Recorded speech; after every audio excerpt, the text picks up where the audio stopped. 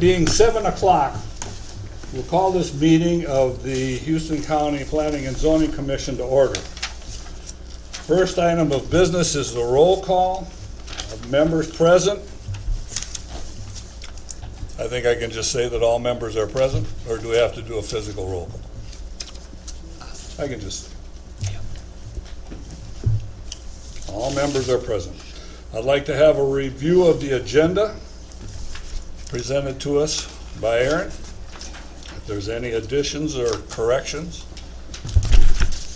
Otherwise, a motion to approve the agenda.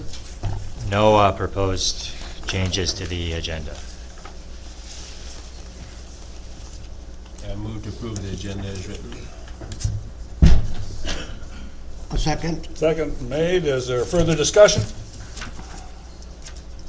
Hearing none, all those in favor signify by saying aye. Aye. Those opposed, same sign. Motion carries. Review of the minutes of the prior meeting.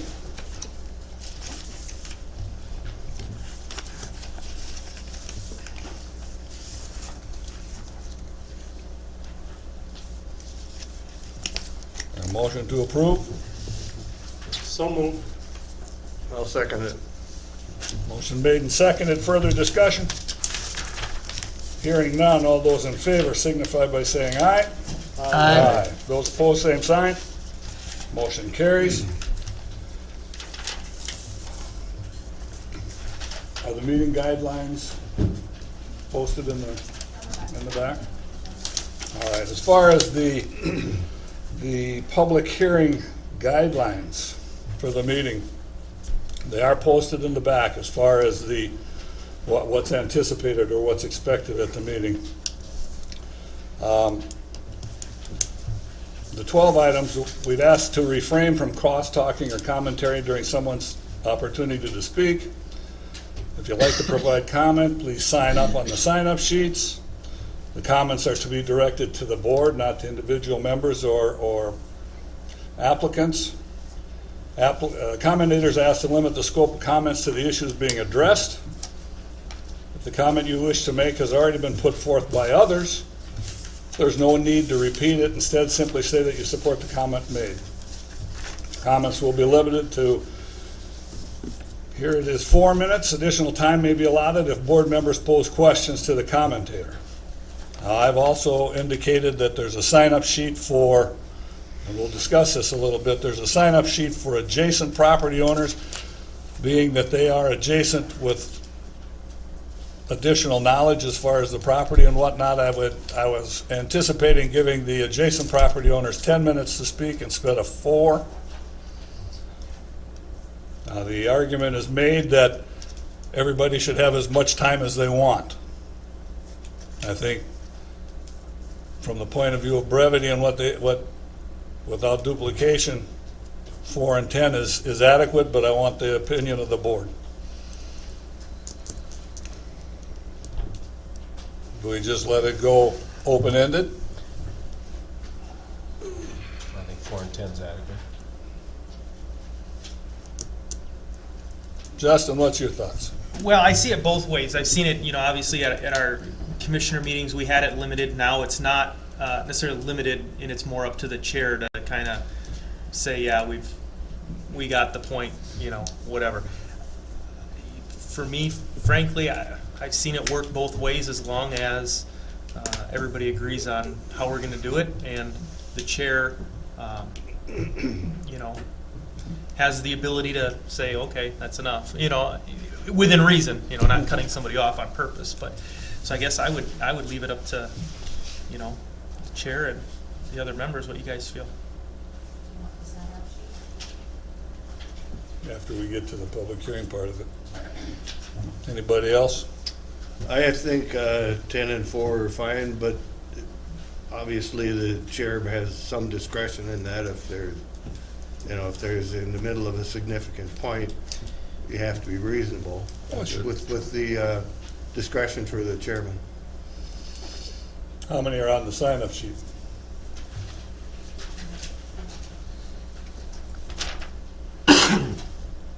There are.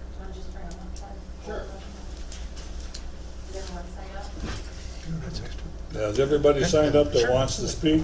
There's 3 people on the adjacent property owners, and there's 1, 2, 3, 4, 5, 6, 7, Looks 8 on the Green or black? Did we make it 4 property owners? Betcha. Does it work? Yep, okay. So we've got You never know going there. 11. Should we let it go and see how it goes? All right.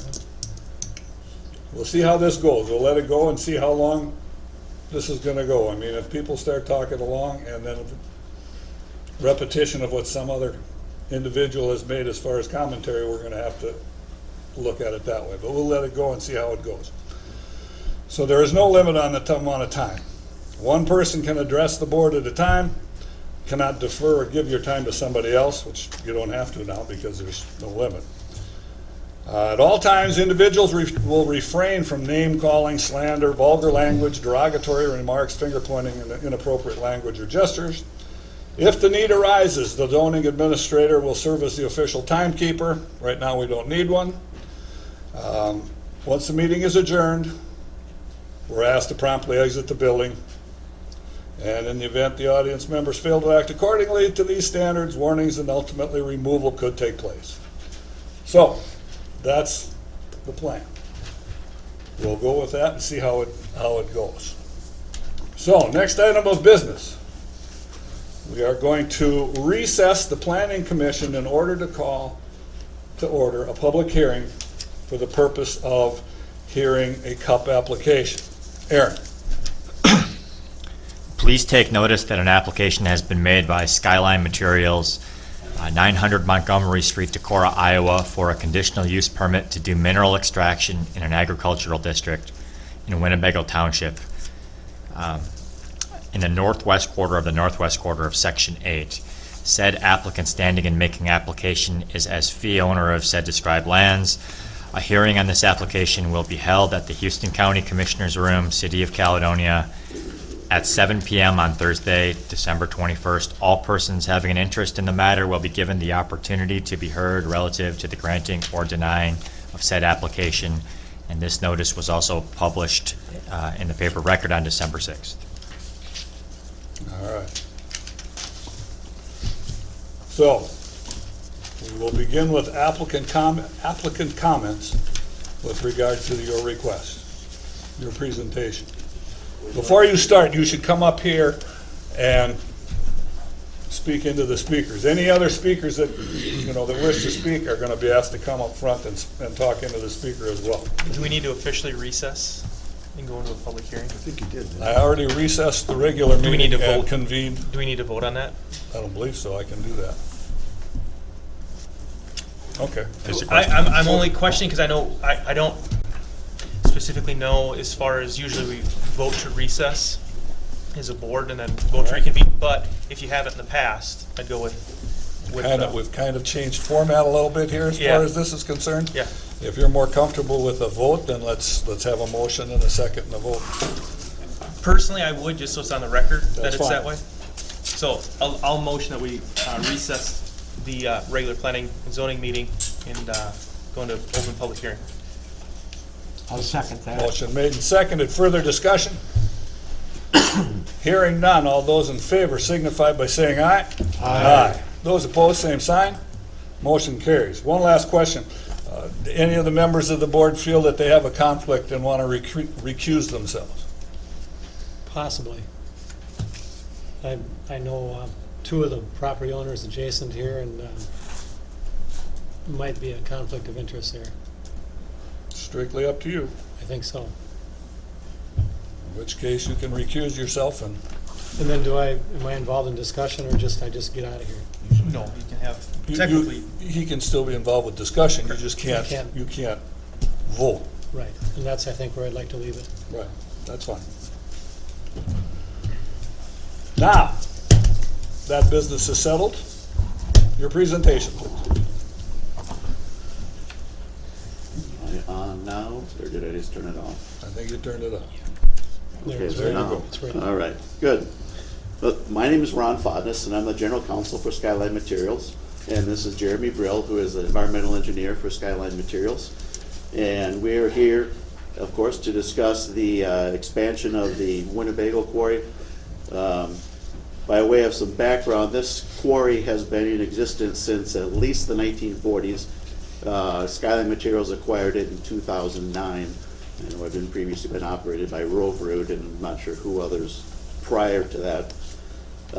This is a rather unique circumstance in that we own 40 acres, and the county road bisects that property. So were it not for the fact that there is a road between, one half of the 40 acres and one half of the other, this quarry would just continue to expand naturally, as quarries do. But the interpretation was made, and we agreed to comply with that a CUP would be required because this is, in one view, opening a second quarry on the other side of the road. So it's, on the one hand, I think as case law is established, really this is not truly any different than a non-conforming use, but we have just chosen to go with the interpretation and apply for a CUP. Similarly, we agreed to do an environmental assessment worksheet.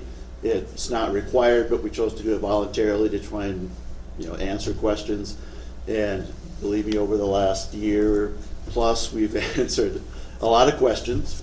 So we hope that answers a lot of things that people would have questions about. The products that come out of the Winnebago quarry, or the new portion of the Winnebago quarry, are limestone. There is no frac sand. There is no sand of any kind. I'm sure you all remember past hearings where that was a major concern to us, is that people were having discussions about the frac sand, and there is no frac sand, there is no sand.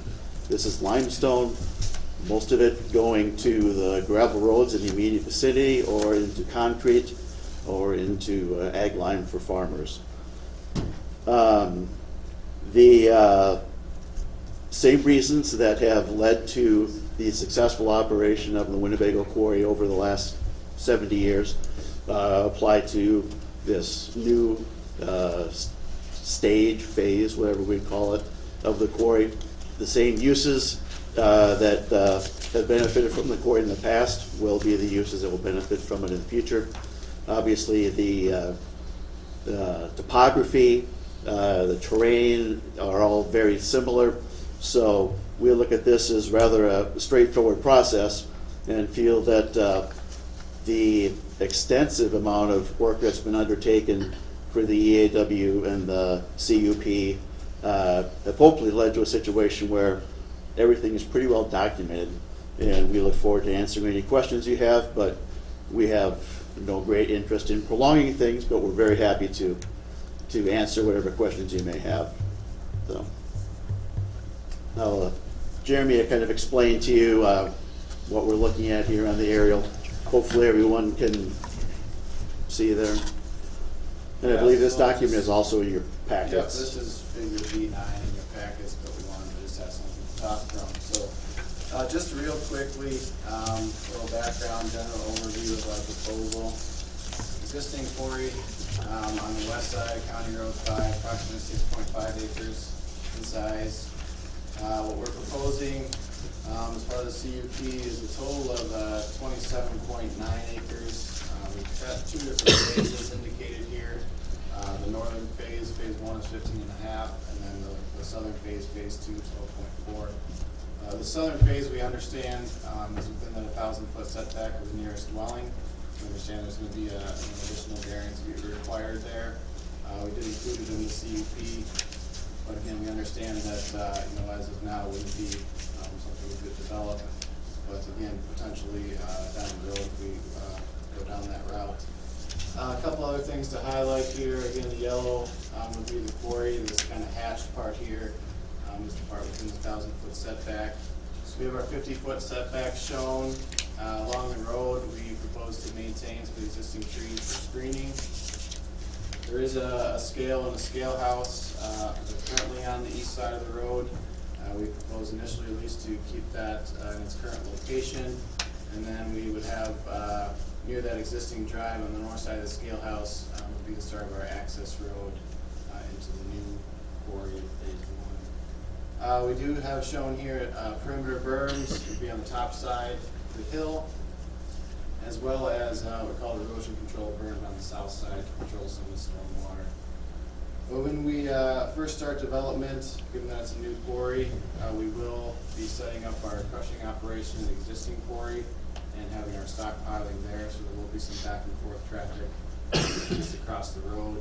While we remove the overburden of the strippings from the new quarry and eventually start removing rock, we won't have any space there to set up. Typically need about an acre or so, 1 to 2 acres to move the crushing operation over to the west side. So, and that could be a couple years down the road, depending on really driven by the needs of the rock products. I think that's a general overview. I don't know, Ron, if you have anything else to add.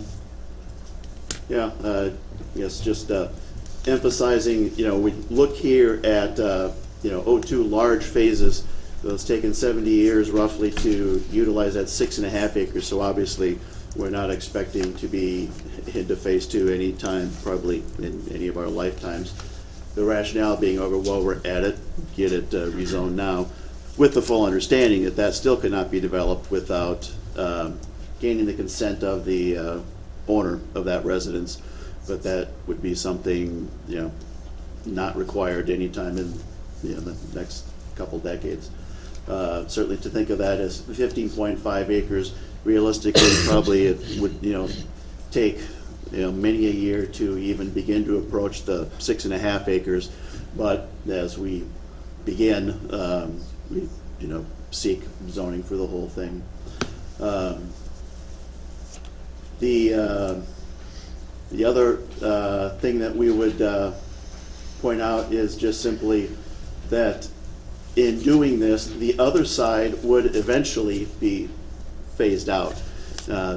The west side is to be replaced by the east side. So that would not happen immediately because, as mentioned, we can't begin crushing on that hillside. It's going to take a while to get in there.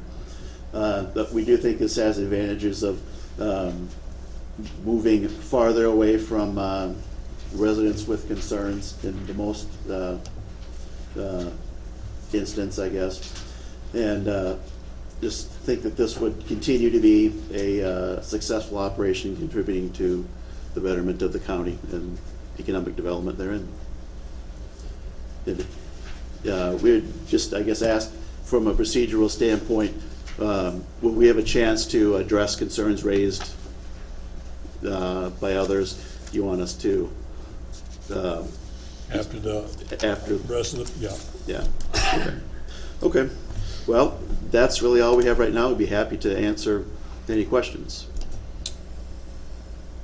So how long do you think you're going to be using the property on the west side? Do you need to project? Using as in extracting new rock out of it or crushing? You're done extracting out of the west? Well, not completely done. I mean, if the job comes up in the meantime, there's, there is some more that could be done, but not a lot. So, but how long do you predict that it would be an active mine site where you're crushing and stockpiling and the trucks going and? Well, we would anticipate that it would be used as the crushing stockpiling site for the rock coming out of the east for minimum of 2 or 3 years, and maybe closer to 5, depending on how demand, leads to the opening of the east side. The idea would be to get across the road and close out the west side as soon as possible, but obviously we can't do that until the floor is big enough to handle that. So you'd say that within 5 years you would definitely be out of there? I would think so, yes, unless everyone stops buying rocks. Okay. And then what are your reclamation plan, is that? Yeah, that's included in the packet, and we've got documentation further showing plans for that as well. Now, somewhere in here I saw that the final grade would not be greater than 18%, but that is on, that's on your on the new project you're talking about? I'd have to go, I'll dig that out and ask you later about it, but. Because I've got more questions as we go here. Yeah, I think the 18%'s in your zoning It's in the ordinance. ordinance. Yeah, zoning ordinance. Now, obviously, 100-foot Speak into the face. microphone, we can't hear. Sorry. The 18%'s in your zoning ordinance, I believe. Now, when you're talking about a 100-foot face, you know, we'd have to have some discussions on what the expectations are there. 18% up a 100-foot face, we don't have enough room to do that, I don't believe, at that slope, so. Yeah.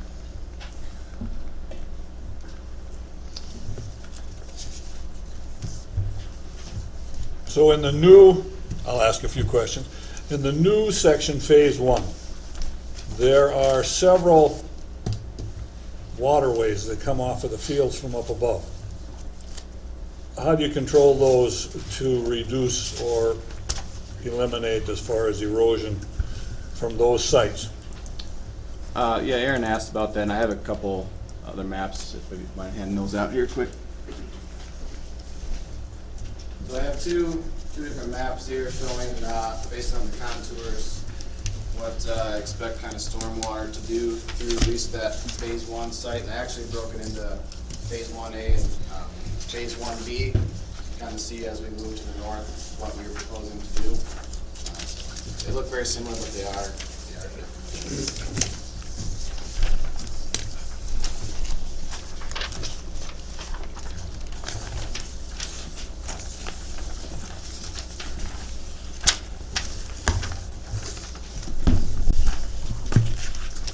Are you based on evaporation as far as controlling, or are you going to have a standpipe that's going to allow a restricted flow? That's a good question. It really depends how much water we run into. You know, I look upstream. There's obviously some area that contributes in, but I don't have a good idea until we kind of start development how much water we're going to see. I'm hopeful. I mean, our general strategy is going to be to retain everything on site because then, for our stormwater permit, we don't have to sample. If we are to the point where we can't contain that on site, we'd be looking at detention ponds.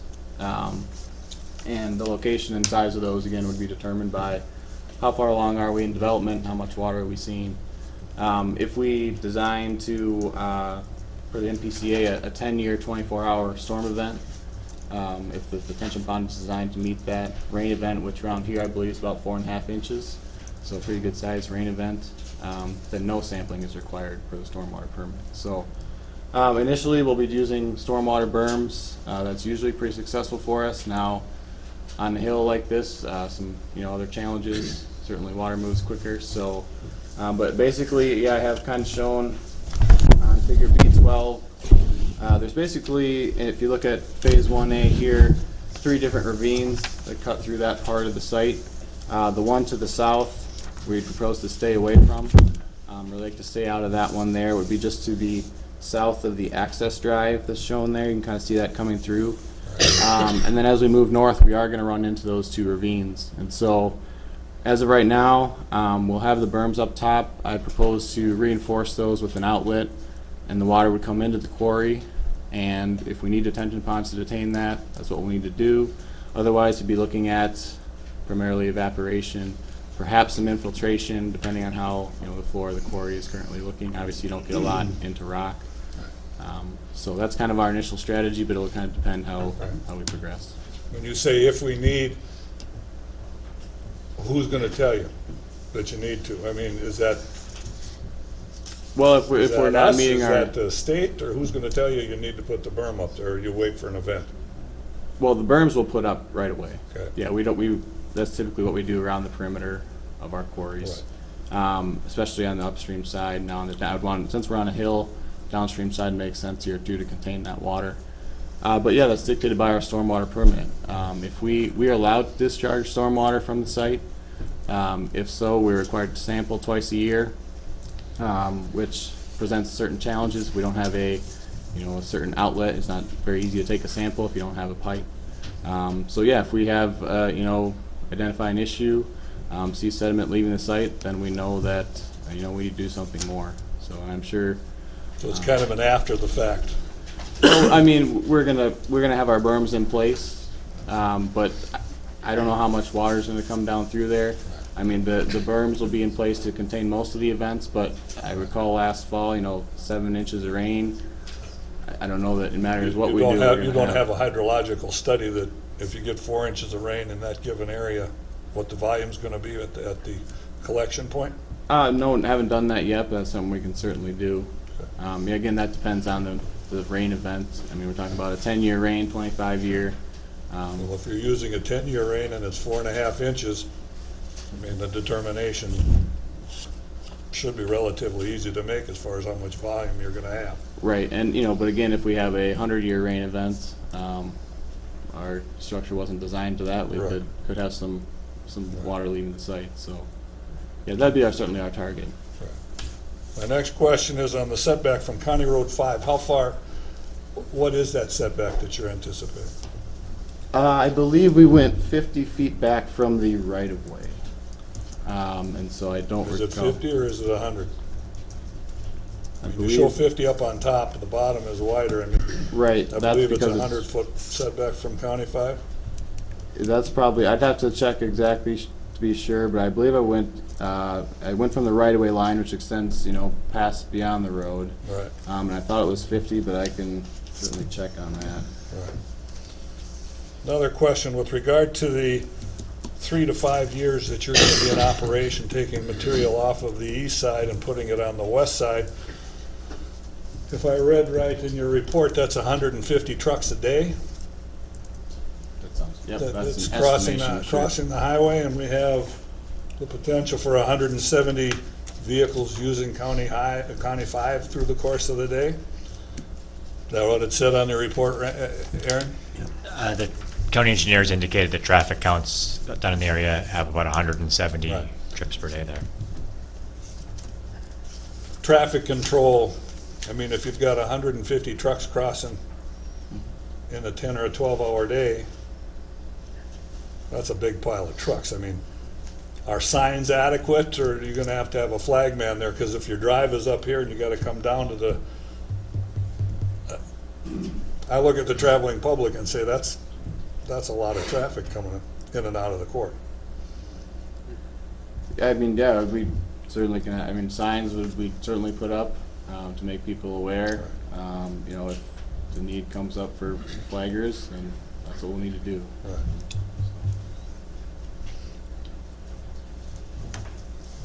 So 150 trucks per day, how often would that happen, or how? Well, we expect again initial development. It'll kind of depend on need, but we typically for crushing it's 3 to 5 days at a time and 2 to 3 times a year. So that's when you hit the 150 trucks per day is when you're crushing? That yes, initially because we don't have enough room on the east side. We'll only need to do that crossing until we get enough room on the east side. So that'd be 3 to 5 days twice a year? That's on average Yeah. how our crushing is now. Yeah. Yes. So other than that, what do you anticipate the traffic to be? I mean, I think we had 15 trucks a day just for average based on production in and out of there.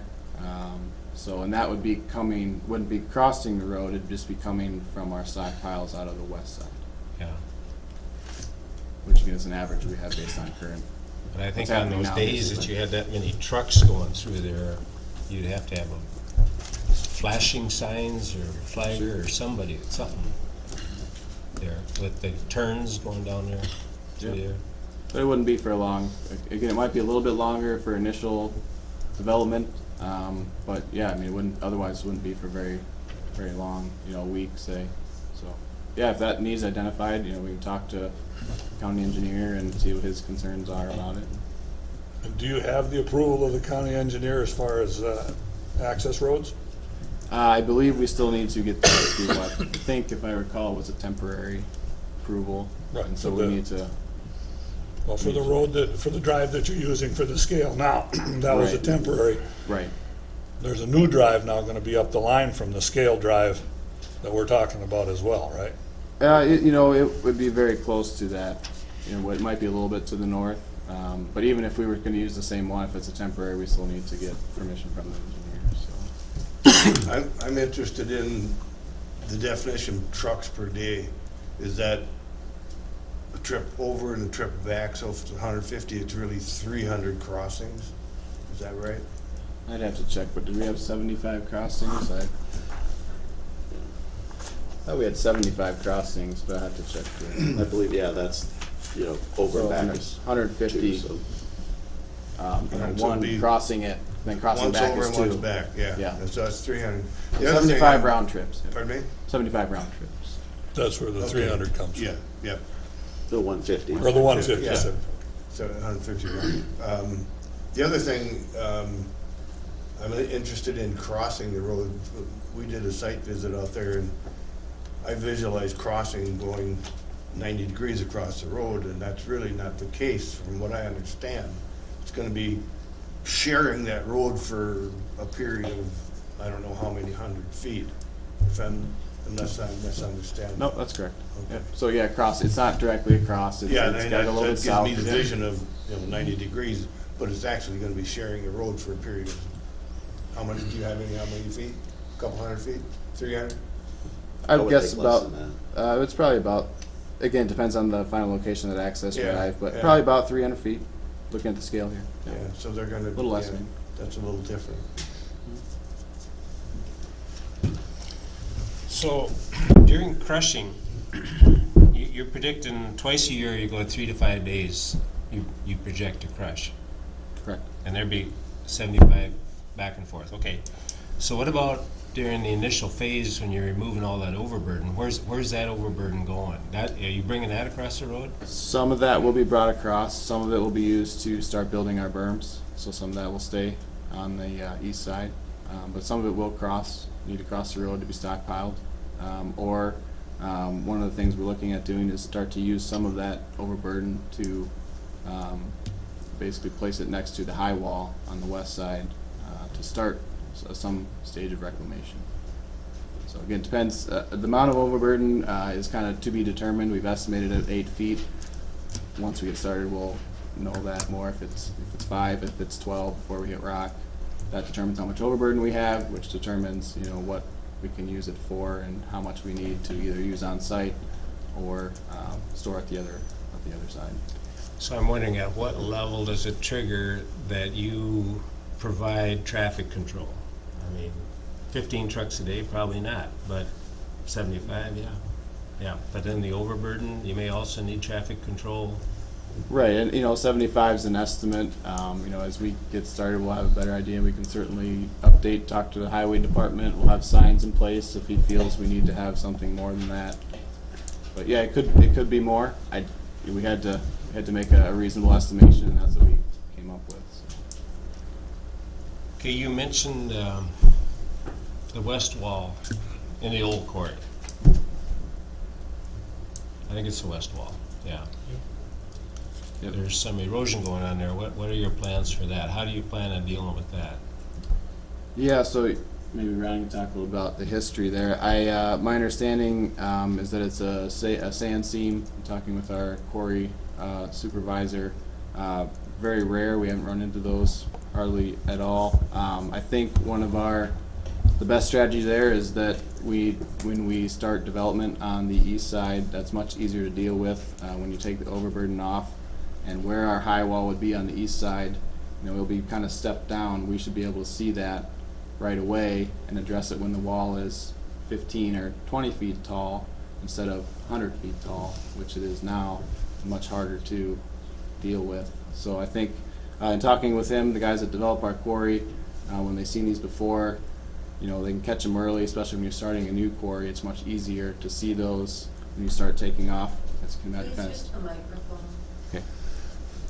As we start to stair-step that development down, we'll see that in the overburden, and the main problem is that that seam is in the overburden. It doesn't go down into the rock too far, but again, I think we need to, now that we know it's across the road, we're going to be particularly proactive about looking for that. But again, the key for us is we got to see it when we first start development, because this is a quarry that already had a pretty high wall. And then that was discovered, and it's very difficult to address when it's that high. But how can you address it now? How can we address the one on the west? Well, we have silt fence in place, 2 rows of silt fence above it to try to direct any water that may be coming away from that. And you know, we're just trying to keep an eye on it right now. We don't know how far the seam goes to the west. And so our plan is just kind of keep an eye on it and see. We have the silt fence in place so we can kind of gauge if it's moving farther to the west. If that's the case, we're going to have to do something to stabilize that. Likely be some kind of bracing across the gap. You know, and that's why we want to kind of start to build.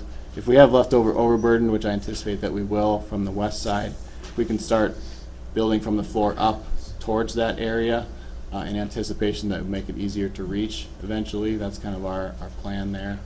But if it gets worse, we're going to have to certainly do something. So how tall is that wall right now, do you estimate? 150? Is that what you think? 125? Oh, I don't think it's that. I think that was 100, 115. I'm not. I was gonna say 80 to 100, but I certainly have never dropped a tape measure off the side, so I'm not sure. But if you were to start building on the bottom to come up to that, Right, and that's why when we build into a hill, you know, we start at the bottom, but then we'll step up and work our way up the hill. So it's a little hard to explain, but you know, we'd identify that what would be where the top of the wall is now on the west side. That would be, we would discover that when the wall is not 100 feet tall. You know, we stair step up the hill as we develop. so are you, in your new, okay, I don't want to talk about two different things. You're talking about what you're going to do in the new mine. We'll talk about that in a second, but I am concerned about what's going on in the old mine. Okay, sure. And how are you going to address that? Because it actually looks like it is receding, going back toward the neighboring property. You're saying when if it gets any worse, I think it's any worse right now. Okay. Well, yeah, I mean, I've only looked at it for a year, so I you know, we have the silt fence in place. We put some more in to see how that does if we, you know, get through the spring and it's.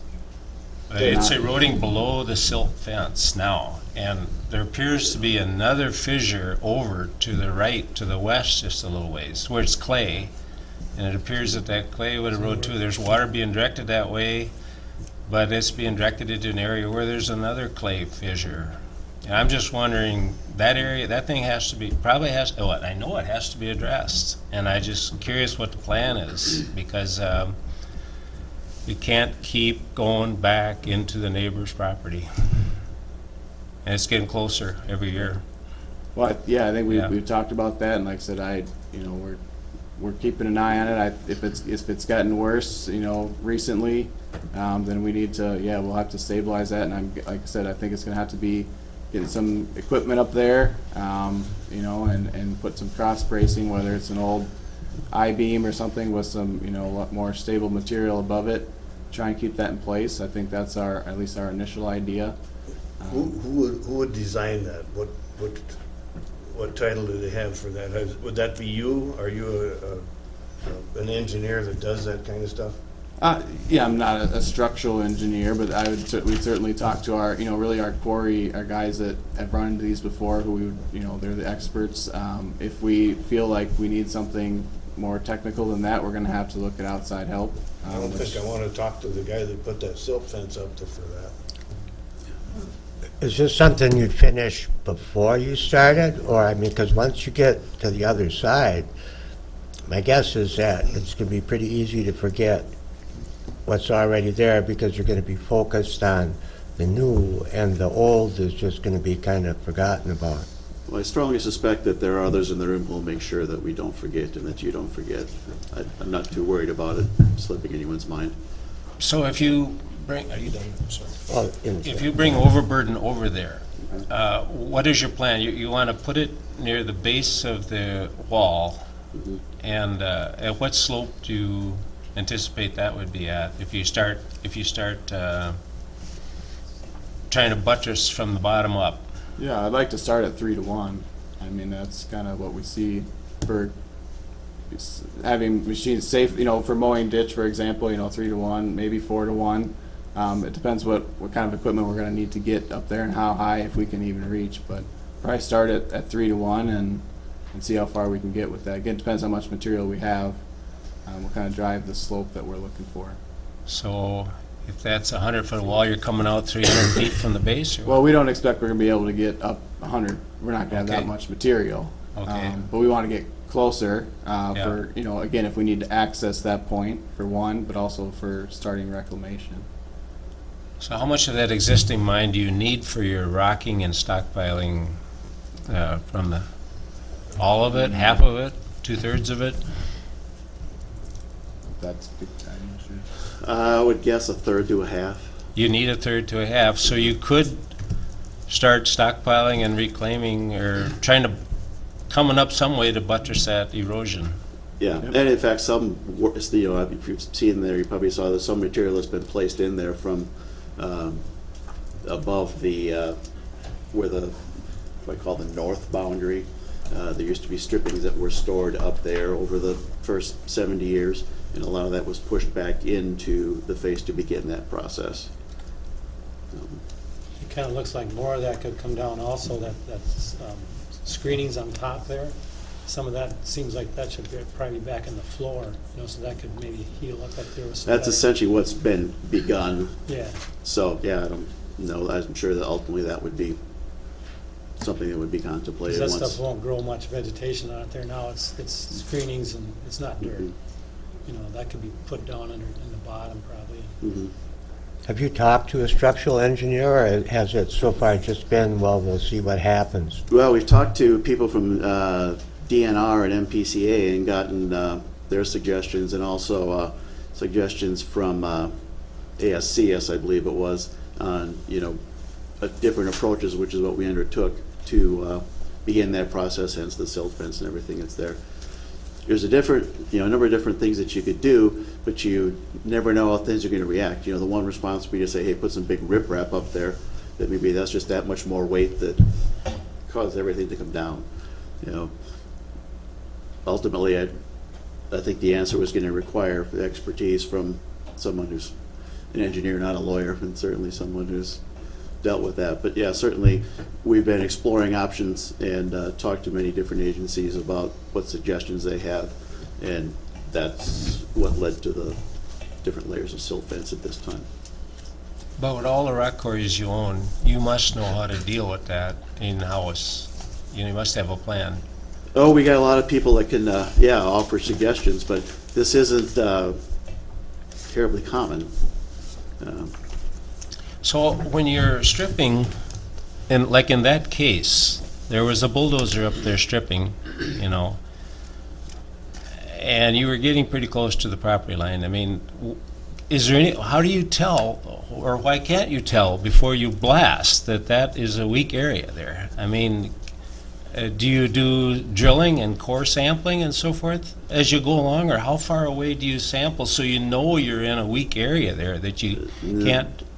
There's typically not, drilling, at the face, other than the drilling, for shots. But certainly as stripping is done and the surface is uncovered, you can see that. The problem that we run into here is, as I've mentioned different times, this is a, 70-plus-year-old quarry, and we've had it for the last 8. So we really kind of inherited a problematic situation that best could have been addressed. But Bruning moved back to that area. It wasn't back that far when you took it over. No, So you guys did the bulldozing there, and you guys should have recognized the fissure there. I mean, somebody should have. Seems to me. Never having run a bulldozer on the top of the face, I can't disagree with you. So anyway, on the new mine, now we'll switch to that for just a second. But you say on the new mine you're going to look out so that type of thing doesn't occur. But how are you going to look out so that type of thing doesn't occur? Well, number one, whenever something is discovered at this point, it's going to be 10 feet off the floor of the quarry. We'd be finding things early, not finding things when the face is 100 feet tall. And we can be proactive at that time when it's much easier to do than now where it's, Can I interject and ask a clarifying question here? Yeah. So the difference being is that when you assumed ownership of the west side, you didn't step it up like you're describing you will do on the east side because you already had a 100-foot wall, but when you're on the other side, you'll be approaching it in a different manner? Yes. Is that correct? Okay. Sorry.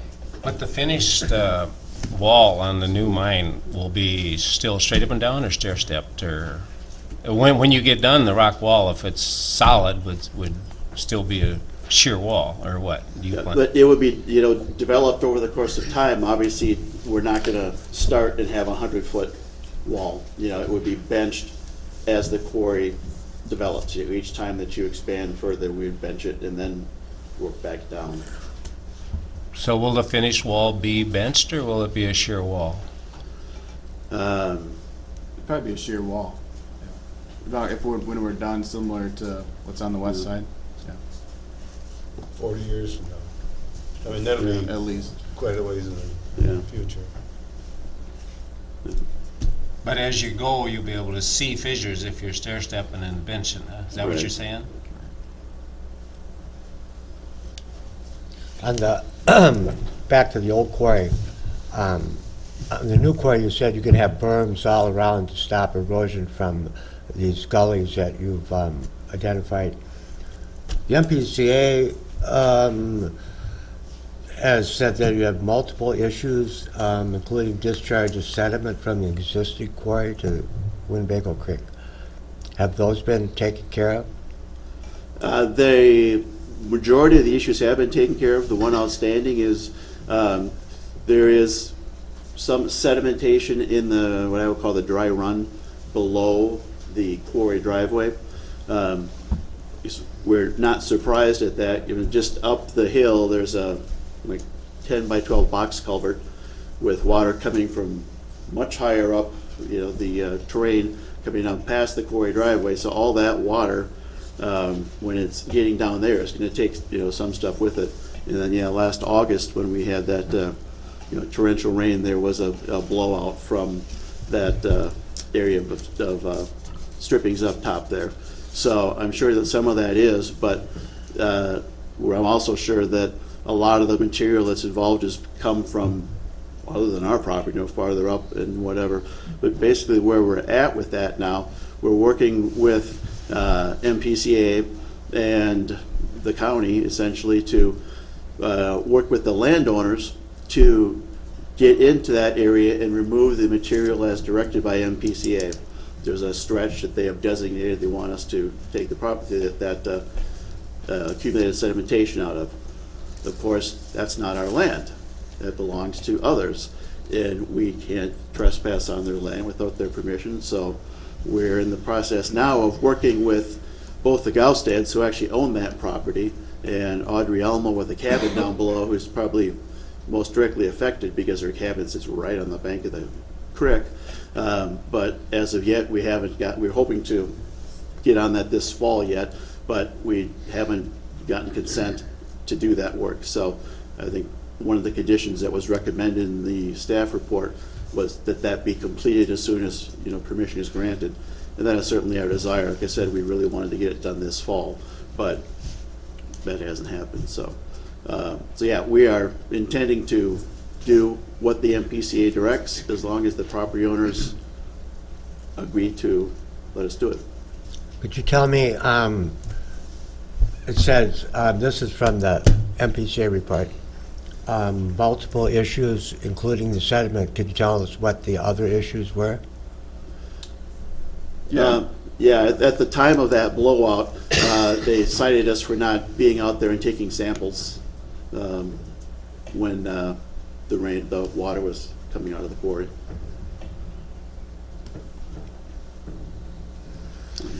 So you have a MPCA permit right now for the existing quarry? Or your stormwater permit? Yes. Yeah. Yeah. And you don't have retention ponds there? Not adequate, obviously, but there are a couple of different areas where there are areas intended to slow down water, but that 8-10 inches of rain overwhelmed that. So have you done any testing on what came off of there at any time since you've had that, or not? No, I can provide a little background too. So when that instance occurred, we received a letter from MPCA. We went out and looked at the site. There was a couple issues that led to that. One was the rain.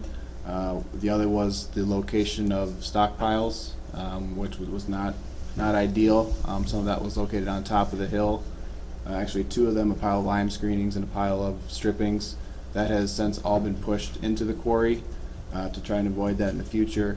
The berm around that part of the quarry was not a great material, didn't have much vegetation, if any, established.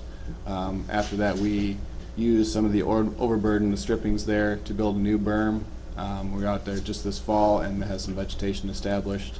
And the area where it went down the hill there next to the county road, we put some silt fence to try and prevent any of that material from migrating further. It's on a very steep grade, which makes it difficult to remove without making things worse. One of the other issues that happened there was south of the driveway, which my understanding was a former stockpile location, then a parking lot, had some erosion and sediment issues as well. Since then, we have graded that. It was seeded last fall. Silt fence was put in, so it's basically a grassed area now. The seeding took off pretty well. So, you know, our strategy again is to keep all the water on site. We made those improvements, and we're trying to see if we're doing that. We have one area that kind of, if you were out on the site, you probably saw along what would be the west side of our driveway, where we think some water is going down and getting into the dry run. So that's one of the things we've discussed with Aaron that we need to address. But again, otherwise we're trying to see where, if any, areas we are losing water, because if no water is observed leaving, then we don't have to sample. So that would be, again, our goal is to direct that water either back to the site or direct it to our seeded area to get some infiltration. And the silt fence will be able to show us if we're losing any sediment. There is a little detention pond on the downstream side of that that could be a potential sample location if we are seeing water leave the site. But like in the old quarry right now, you're not stopping any water there, it's running out, right? Well, in the back, I mean, some of that probably leaves down the driveway, but that's a pretty flat area. I mean, any water that falls or flows into the quarry, most of it should stay in there. We'll lose some down the driveway, depending on how the actual, you know, the quarry floor is sloped. But a lot of it should stay in there. When I go, you know, it's pretty wet. You know, there's puddles and Yeah, it looks like the back of the quarry is higher than the front of the quarry. We used to eyeball it, yeah. So when you say should, you're gonna make changes so it will stay in the quarry? That's our goal, yeah. And if it doesn't, then we have to be sampling, and the easiest way to do that is put in a detention pond so we have a single location to sample from and to also provide you know, water quality and quantity treatment. As you make these improvements, are they viewed by the MPCA, do they give their blessing on it, or who approves it? Well, that's actually part of the issue you've been running across, and they kind of want to wash their hands of it and, you know, just say, more or less, hold it out to, we'll know when we see it, but we haven't been able to get them to specify any, you know, clear criteria for what, you know, satisfaction is. So to date, it's kind of, we're pushing the boulder farther uphill and hoping eventually they say that's enough. The sediment ponds, you said you'd put them in if you needed to. Does that mean that you'd already have lost the sediment, so you'd have another issue? Would it not be kind of more prudent to put them in ahead of time? Yeah, we could. I mean, it depends on how, you know, how much water we get through there, and if we have a vegetated berm, you know, that's 3-4 feet tall, that should be able to contain quite a bit of water. But it should have done it prior to this too. I mean, there's a lot of should-haves. This should have happened. This should have worked. Well, that, but- I guess the question becomes, did we try to prevent a 7-inch rain from leaving, or, you know, the 95% of events? If there's a large rain event and I have a detention pond designed for a 10-year rain event, we're going to lose some sediment. If that's the case, well, you know, one, we have to report it to MPCA. If there's downstream effects, we'll have to address those, similar to what's happened on the west side. So. The other thing that plays into that too, as well, is, you know, it's sort of like, you know, knowing where the sediment pond needs to be. Mother Nature will show us where it should be, so as soon as you begin to observe patterns, then you can respond accordingly, as opposed to designing something and hoping that the water goes the way that you hoped it would. You have a stormwater permit right now for the old quarry, right? Yes. What does that stormwater permit require? What are the requirements of that?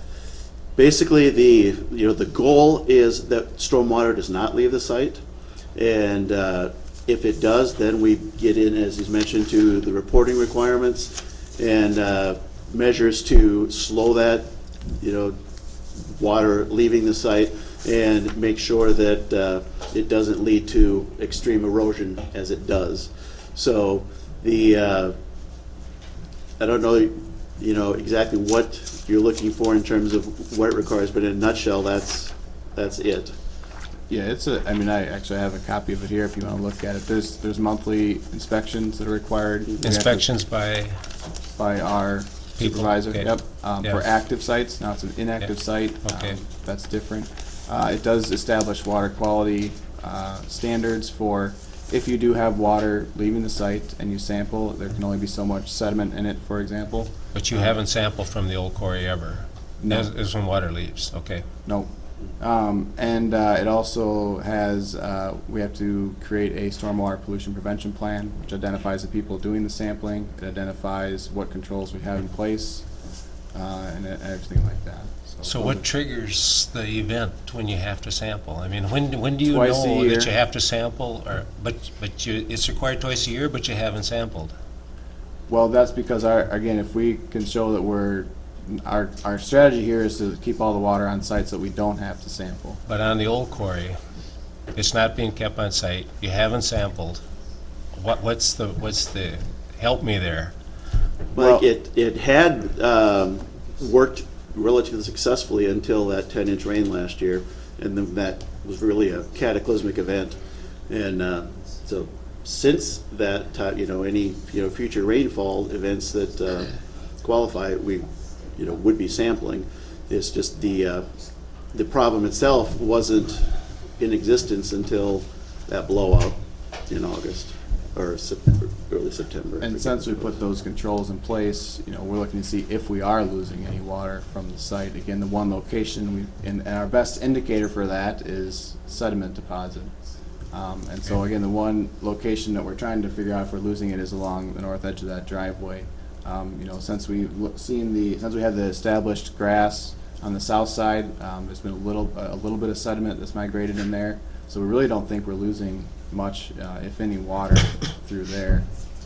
But again, we expect we might be, and it's a matter of being there when the rain event occurs. But we're looking to have a better strategy for that west side of the driveway, because again, that's where I think right now the area we potentially could be losing some water, but I can't say for sure. You comment about if you plan for a 7-year event or a 10-year event, and which do you do? What is your? You must have some guideline, and when you put these up, this is going to satisfy a 10-year event. This is going to satisfy a 7-year. What is your standard now? That's a good question. There's really no design guidelines that's available a from problem. MPCA. I mean, how do you know what to do? That's a great question, and one we've Yeah, asked MPCA is how big a berm do we need? What is sufficient? Because again, you have 7 inches of rain. It seems like I'm going to put this up to the minimum, and if it runs over, I'll add a little more, and just trial and error the way it sounds. Yeah, I mean, as I mentioned earlier, it's kind of like we're chasing, how much more, how good, how far does it have to be? MPCA doesn't give you that. And direction. there's just been kind of we'll know when we see it, but we can't tell you what it looks like. The only guideline they have is the 10-year, 24-hour storm. If you design a detention pond to that level, no sampling is required. Otherwise, they don't specify. Okay, and you're willing to do that in that old quarry, because that's not there now? I mean, there doesn't appear to be any berm on where the water's leaving that old quarry right now. There's nothing there. I mean, there's the road coming out of there, but it appears that the face of that old quarry, not the face, but opposite the face, where it's coming out on the east side, there's no berm there. Doesn't appear to be a berm there. Where it comes down the driveway. Yeah. So there is a berm before that driveway goes in, before that section goes into the dry run, there is some larger rock there, and a berm is created. we've been we put that in this past fall to see, if we see some sediment accumulating behind that, then that's an indication we're losing sediment from the site. So there is a berm there, again, different types of berms, but there is something in place there. Again, our goal being sediment, prevent sediment from leaving the site. Again, that's our best clue for losing water from the site, but there is something there. Just so I understand, the berm you're talking about is the one that's in front of the road that leads to the top of the quarry? It would be if you If you're going up the driveway, it's on the right-hand side and left-hand side. It would be at the bottom of the driveway, Bottom of the right driveway. before you start Okay. going up at all. I see what you're saying. Yeah. But not up in the quarry itself, there's not a berm up there. So there, here I can. Yeah. I got another map for you.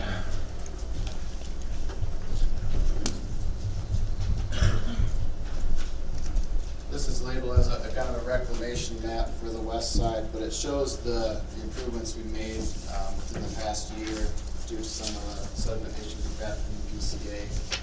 And then you'll see the berms on there. They're currently in place, at least around the perimeter. I don't have the berm shown that we were just talking about. I don't believe on that one.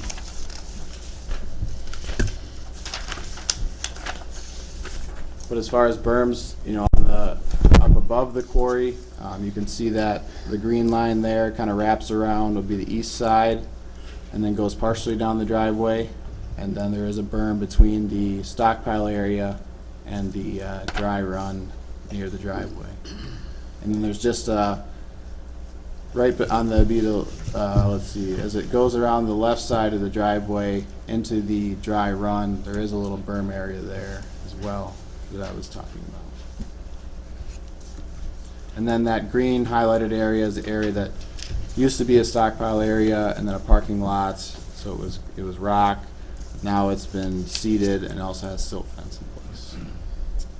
Yeah, that green area, when we acquired the site, was a very ill-advised storage site. It had substantial stockpiles there when we acquired it, and we've worked to eliminate that, and now, certainly with it being seeded, it's nothing that we want to have for anything except, Right. And another thing I forgot to mention that we did last fall, per the request of the county, we actually lowered our driveway.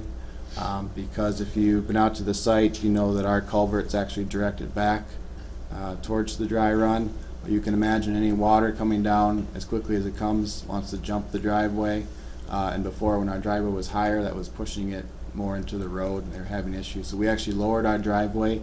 So now, we expect large rain events in the future and expect the driveway will be overtopped. That all gets directed down into our seeded area now before it goes back into the dry run. So that, again, that was working with the county on that. Jeremy, if you have overburden that you're stripping from an area, are there plans to fortify or amend any of the existing berms? Some of those look like they're a little heavy on gravel or screens. Right, yeah, the shorter berm area you see farthest to the east is currently just some 3/4 inch rock. Not an ideal berm. I'd like to see that firmed up with some overburden. There's not a lot of water that rushes there, so it's been okay, but there's no vegetation growth. So, yeah, we'd propose to use some of the overburden from the east side to beef that up a bit, and probably also kind of looking at other areas, whether it's the one area where we think there's issues, using some of that overburden to build better berms where we can get some vegetation established. It kind of looks like you might need to take some of that screening stuff out so you get a foundation underneath it, otherwise that's just gonna slough away there. No matter what you put on top, that's still gonna be underneath, it's gonna go. It Yeah, seems the like- screenings we'd like to really see out of there. Some Yeah. of them they've actually been selling or using. Okay. That pile used to be a lot bigger. But some of the berms are made out of the same stuff, and that's not gonna hold anything. That's back. what those berms on top used to be made out of. Again, when we had that blowout, we replaced those with that overburden stockpile because the lime screenings, doesn't grow anything, and it's not a good berm material. So. But some of yeah. that that went over the bank, maybe should even be pulled back up out of there a little bit or something, looks like. They went over the side. Yeah. We can try to reach some of that because, it's a really steep slope. We thought we'd be doing more damage. That's why I put some of the silt fence down below to keep it from migrating into the dry run. That's something, again, if we don't get vegetation established there, I think we can get at it without making things worse. and we can certainly try to pull You that don't out think of an there. excavator could reach down in there and pull some of that? Oh, Maybe you want to pull it a little closer to you, could you? The mic? I think he's talking to you. Talking to me, or? me? Okay. You gotta be like an inch Really or two close? away. It's Okay. almost I apologize. uncomfortably I close when you're apologize. talking into it. I was just saying, you might want to, could get an excavator and just reach down and pull whatever you could back up out of there, just so it can get, a chance to heal over. Sure. Yep, we can certainly.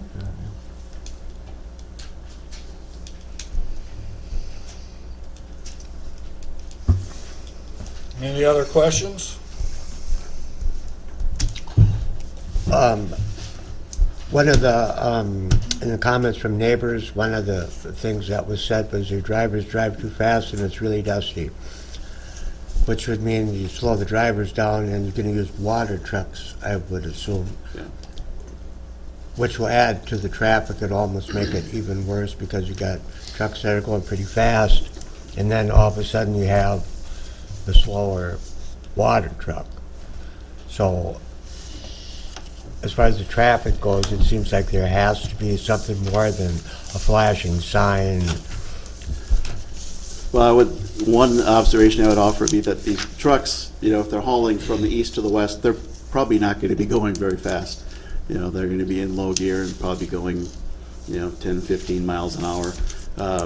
If there's complaints, I suspect it's, 10 mile or a mile up or down the road, not necessarily at the quarry site itself. So I don't think those trucks going back and forth are probably going to be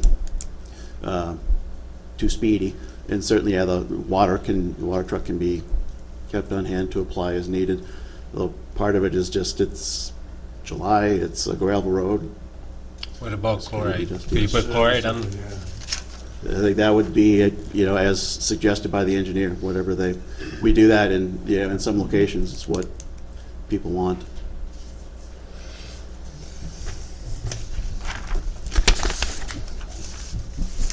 Actually, it'd probably be cheaper to just put the chloride down than to keep a water truck around. Yeah. Well, even chloride and wet it at night or something. Yeah.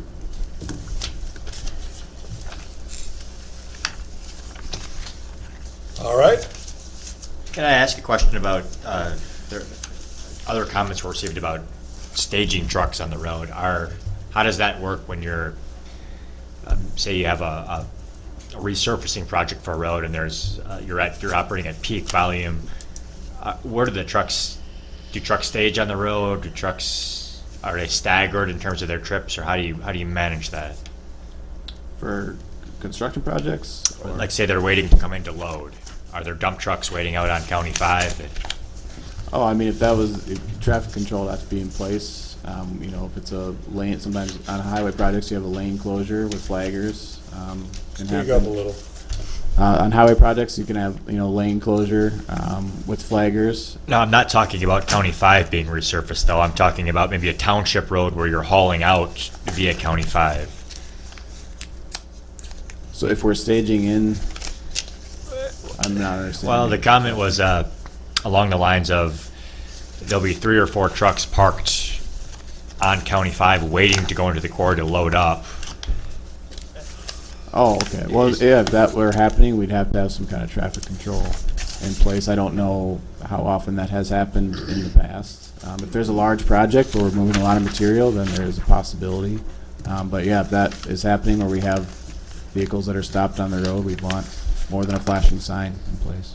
Is that something that has frequently happened in the past, or you anticipate happening a lot when you're operating at that volume? Or? That is not something that I'm familiar with happening. Okay. I'm full disqualifier. I don't spend my days on the job sites, but it's not an issue I've ever heard, except for on asphalt projects where the machine is running at this many miles an hour and you better have a load there before the last one runs out. So they would increase the number of trucks. But in a normal circumstance, if it's a township project or just delivery to a job site, I wouldn't envision there being enough trucks that, there's probably, 4 spread around the loop, but not 4 at any one time sitting waiting to be loaded. That, good efficiency would dictate that that does not happen. In your opening comments, you mentioned concrete products. Are you anticipating a wash plant to produce material that would qualify for concrete products? I don't believe there's any plan for that at this site now. You don't believe so, or you don't? Well, won't? that would require another conditional use permit. Right. So I don't foresee that, and if something were to come along, that would bring us right back here. Okay.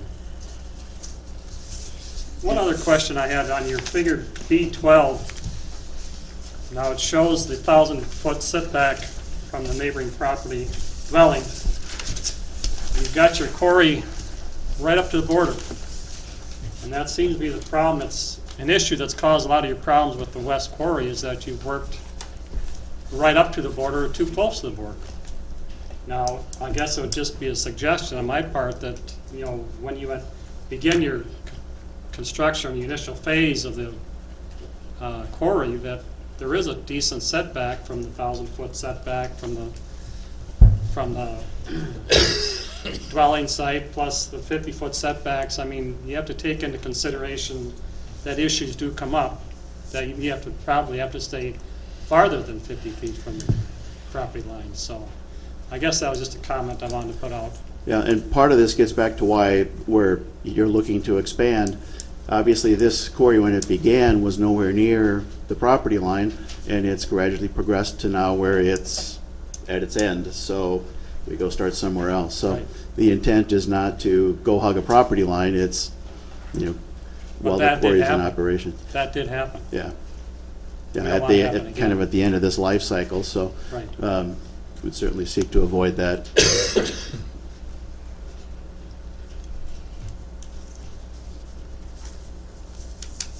All the questions for now?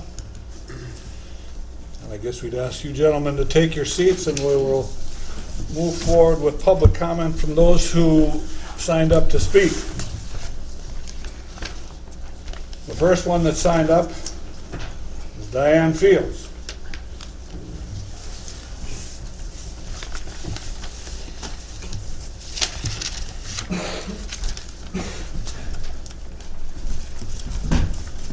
Thank you, Mr. Chairman and members. I had rather foolishly prepared an extremely long presentation for tonight, and I realize now that I should make some adjustments. My concern was that should in the future there be a need for me to seek some sort of redress, that everything had been laid before you and that I had tried to solve everything at the lowest possible level.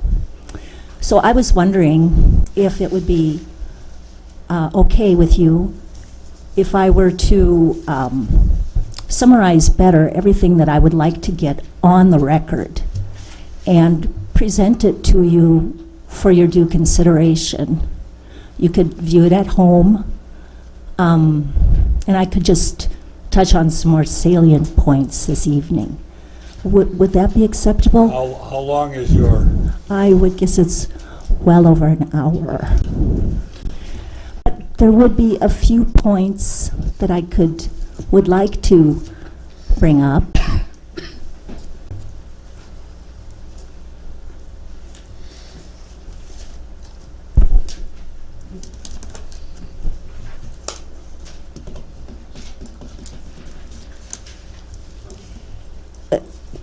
Would it be all right if I handled it in that manner? Sure.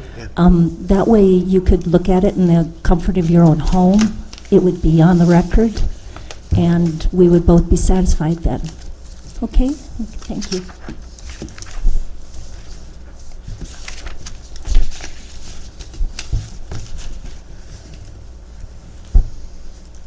As you can see, I haven't had a lot of time to prepare, so.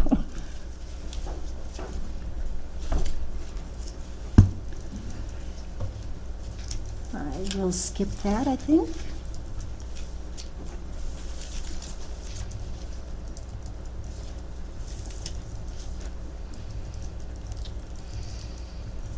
I will skip that too.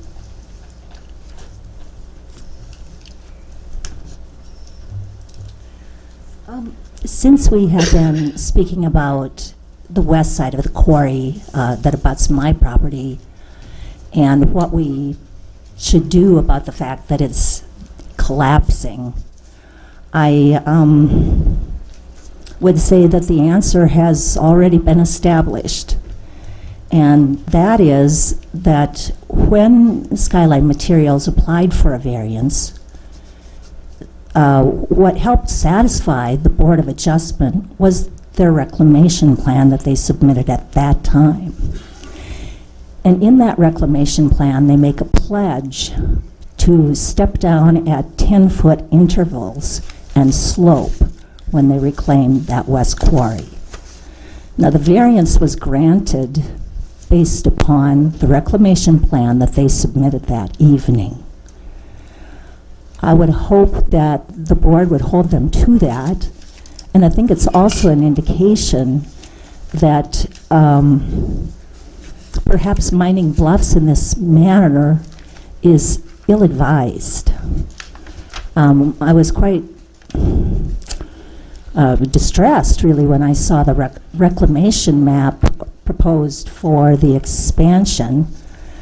It appears to me as though they are intending to leave a 100-foot high cliff face that would not be consonant with the surrounding terrain. And of course, they are obligated to reclaim in a fashion that will be in harmony with the existing landscape. And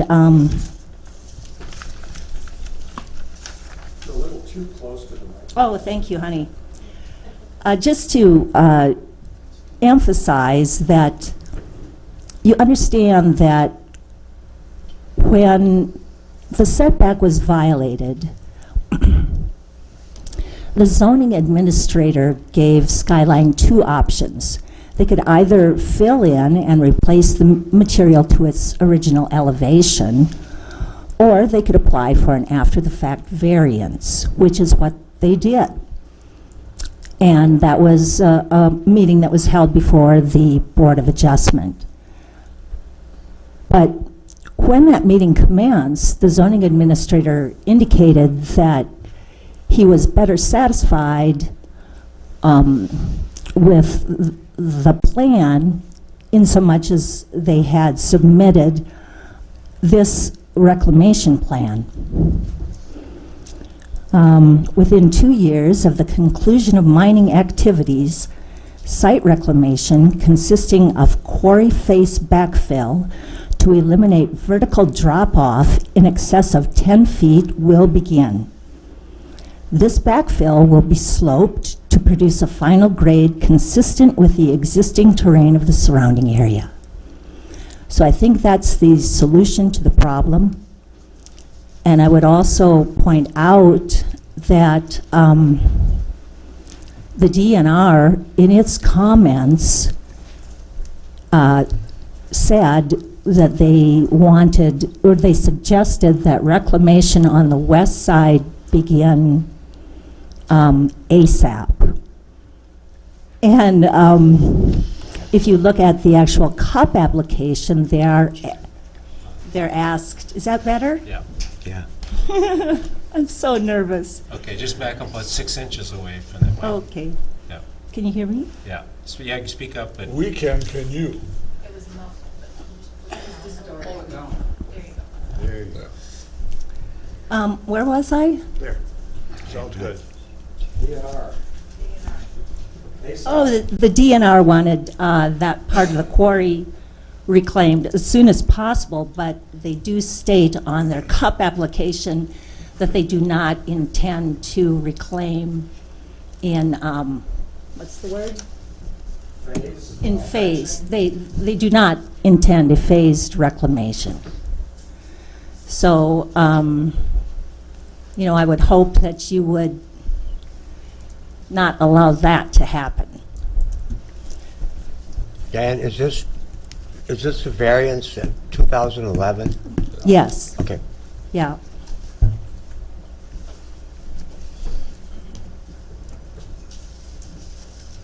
Oh, I'm so rattled now. I'm sorry. Just keep going, you're good.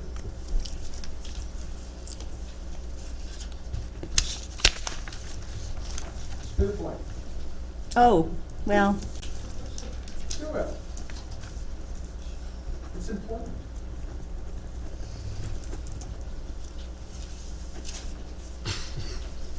I did also have some concerns about whether or not there's a well on the property that they're going to expand onto.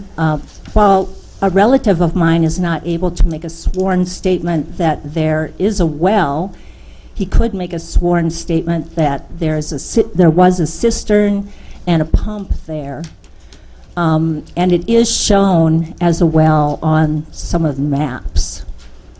So I think it's not enough to just say there's the previous owner had no knowledge of a well there. I'm sure that's true. He probably didn't have any knowledge that there was a well there. But there would be evidence that there was from what my brother said. Sorry, I'm like freaking out.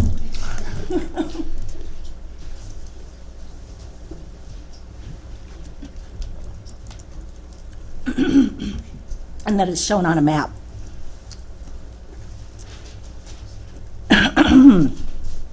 I think the ordinance itself demands a full and detailed reclamation plan, and all we have at this point, along with the CUP application, is a promise. And, within that promissory letter, I have to point out that they omitted the details of the reclamation plan that had been included and presented to the Board of Adjustment.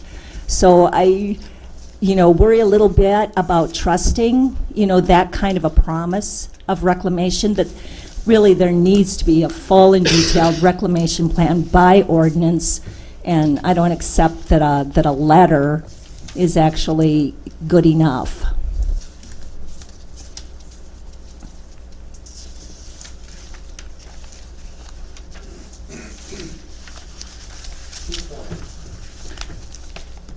We've had a lot of incidents with fly rock, and at least on 3 occasions, and it's been really tough. Some of them have been, large.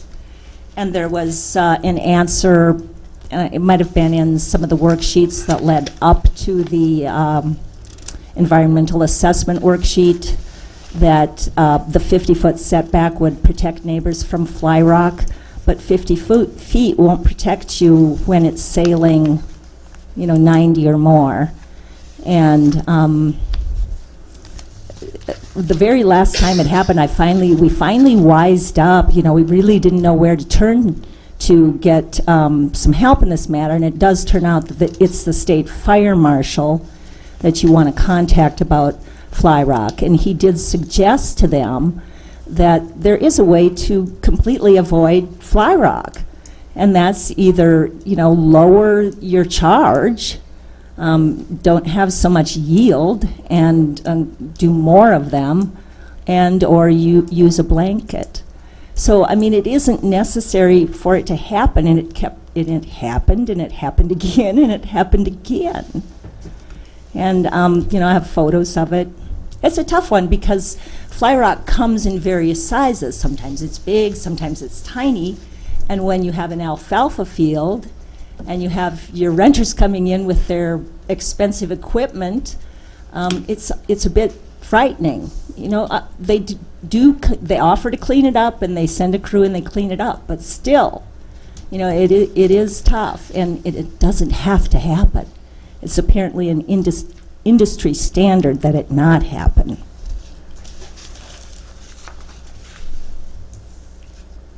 And I'm also troubled by this notion that the existing quarry is nearing the end of its reserves. Why not use it up? You got a mayonnaise jar, and it's almost empty. And you're down in there trying to get it out, and it's aggravating because it's getting on your hands, and you have to work really hard to get those last bits of mayonnaise out. and there's a new jar sitting on the shelf. Wouldn't you just rather reach for that? But the conservative approach is to take every speck, to get the most use out of it. And certainly we owe it to our natural resources, to that habitat there, to totally eliminate the current asset before rushing on to create a new whole.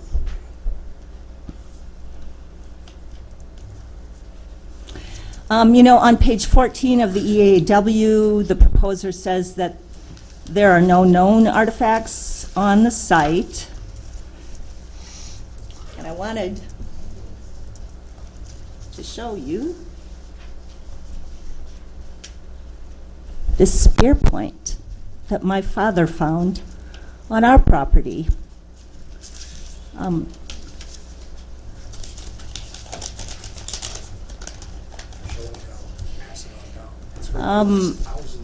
My dad found it in a field just south of our detention dam, next to the Skyline property line. When my brother Greg was an undergrad at Luther College, he showed the spear point to Dr. Clark Malum. He was head of the anthropology department. He was quite excited to see it, and he told my brother that based upon the manner in which the flint was worked, that it was likely thousands of years old. In fact, he wanted me to indicate on a map where it was found, and as I recollect, he also took a photograph of it. So, you know, you can't just assume that there aren't special features in the area.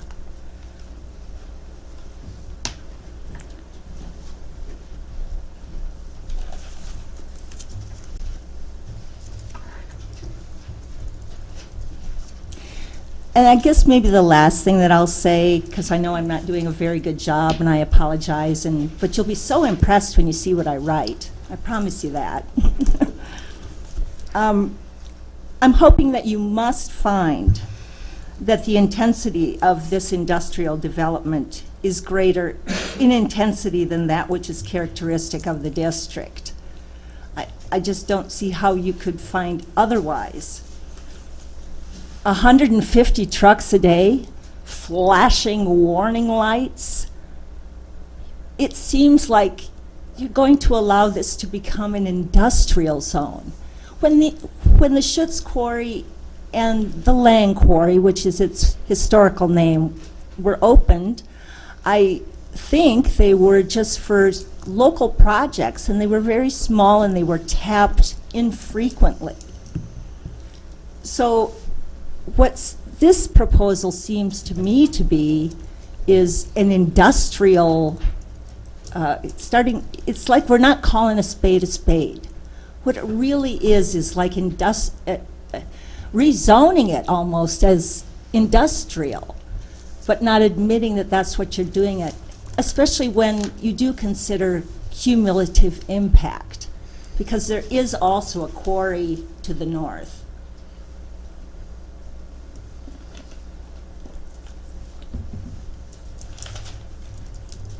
And you know, I was looking at the Agricultural Protection District purpose and public notice, and it does really warn people who choose to live in the Agricultural Protection District that they might experience negatives from agricultural practices and operations. But it doesn't really warn you that you might experience those kinds of things from an industrial use such as mining. So it would seem that I should have been warned in a way that this might happen.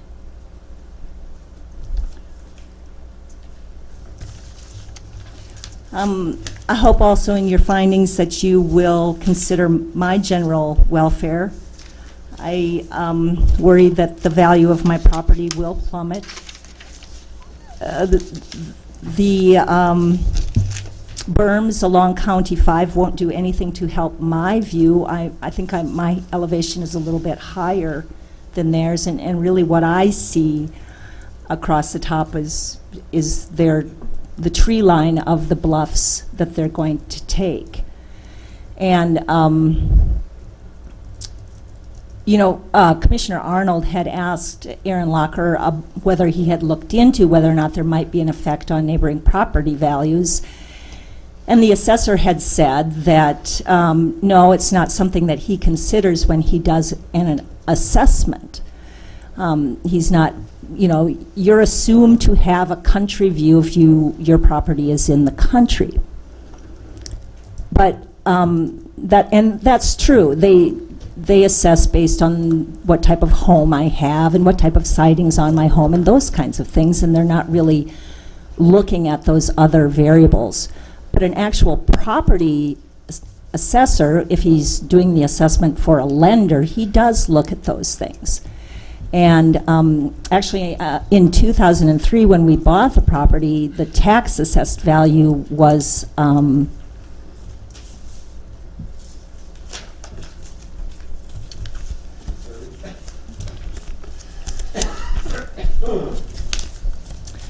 $211,800. That was in 2003 for the two parcels. It's a 50 and a 30 because they're in different sections. But the actual property appraisal for our lender was $300,000. So that's a difference of just under $90,000.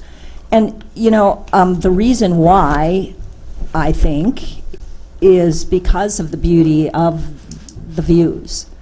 In fact, the appraisal form says the dining room has hardwood flooring and many windows for good country views. The northeast bedroom has an outside balcony. We use it for views. The subject is superior as it has an open porch, again, for views. And then at the very end of the form, and it's a standard form for property appraisals, there's something called miscellaneous environmental hazards. And none of the boxes are checked, but there are 3, and here they are: excess noise, geological hazards, nearby hazardous property. And it says the value estimated in the appraisal is based on the assumption that there are no miscellaneous environmental hazards except those reported above that would negatively affect the value of the property. And I have all 3 of those now. So to put an industrial zone there is going to make it worse. One way to mitigate it is to go smaller, not larger. Well, I know I haven't done a very good job, but when I get it together and calm down a little bit and get it written up for you, Mr. Chairman, I hope that I will make a pretty good case. I'm hoping that this CUP application, that your recommendation will be to the Board of Commissioners to not recommend acceptance of this or issuance of this conditional use permit. And Mr. Chairman, when would you like me, and would I want to give that copy maybe to the auditor? Well, here's the situation. We're having the public hearing. After the public hearing is over and we reconvene the meeting, we have a discussion. If somebody on the board wishes to make a motion one way or the other, we could decide tonight as far as what's going to happen with regard to the request. I see. So it depends on what the board decides to do. If somebody makes a motion to approve or deny and somebody seconds the motion, then there'll be a vote taken. But until the public hearing is over, I can't say whether that'll happen or not. Okay, but I would still be able to submit something for the record in case it's needed in the future. Do we have an after-the-fact submission for the record? Typically, it's at the public hearing. I thought that In that case, it would probably be something you'd have to submit to the county board. If there was a vote taken tonight, it's not final until it goes to the Board of Commissioners. I know, but they'll follow your... Not always. Many times we've rubber stamps what comes. Regardless, you will have a second opportunity to submit it for the record. It may not be for the record for the Planning Commission, but it'll be for the record for the Board of Commissioners. So all I'm saying is, don't worry, you'll have an opportunity to put it on the record, whether it's not this record, but the county record. Right, okay, And if somebody wishes to table this until next week, you could still get it in. okay. So, and even if it was, I guess the only issue would be if it was denied, it wouldn't go to the county board, Right. correct? Then it would be a moot point. I mean, Then it if would we be a made a moot point. motion and denied the request, it's kind of a moot point. Right. You could still make the presentation, but. Well, I'd rather not put in a ton of work. I know it doesn't look like it, but I've put in a ton of work, and I'd rather not put in the ton of work. You'll have an opportunity to get on the record. Okay, thank you. Thank you. Thank you very much. Okay, honey. You wanted divorce, right?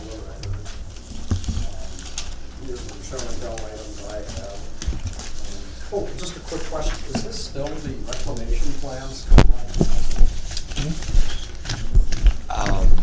To the best of my knowledge, it looks like, did I provide it to you? No, we got this a lot of Got it. I'm not going to limit the I property. think you requested it. I don't think I found anything in any of our records. Well, Like I point said- one, this is not a reclamation plan, and so this whole thing should be put on hold until they submit one that adheres to the zoning ordinance.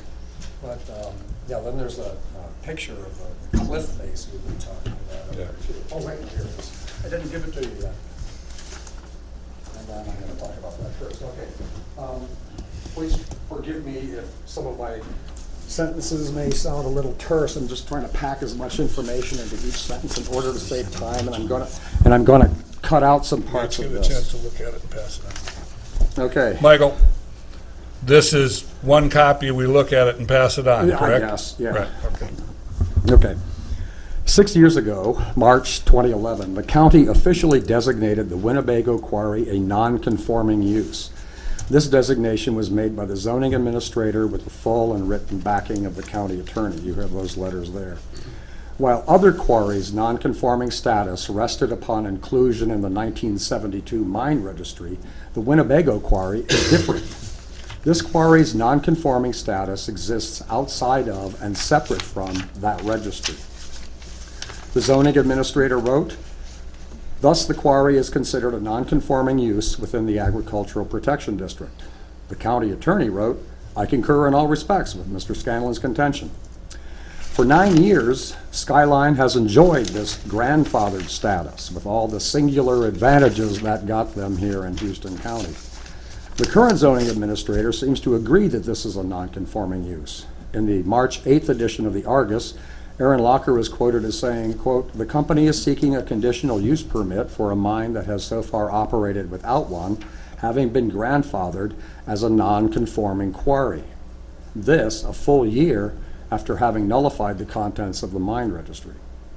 The current zoning administrator may call this a limbo mine or a non-designated mine or whatever, but those classifications have no basis in fact or statute and should be ignored.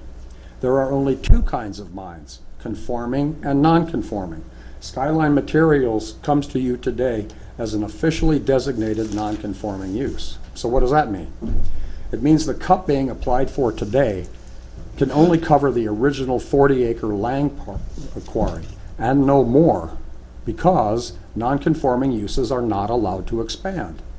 Additionally, the mine size restrictions in the new ordinance cap the size of an aggregate mine at 40 acres. So Skyline would be allowed to apply for a second cup for the new acreage that they're talking about. But operations of the two mines cannot be combined as they're planning to do with, you know, taking the material from over here and then crushing it over there.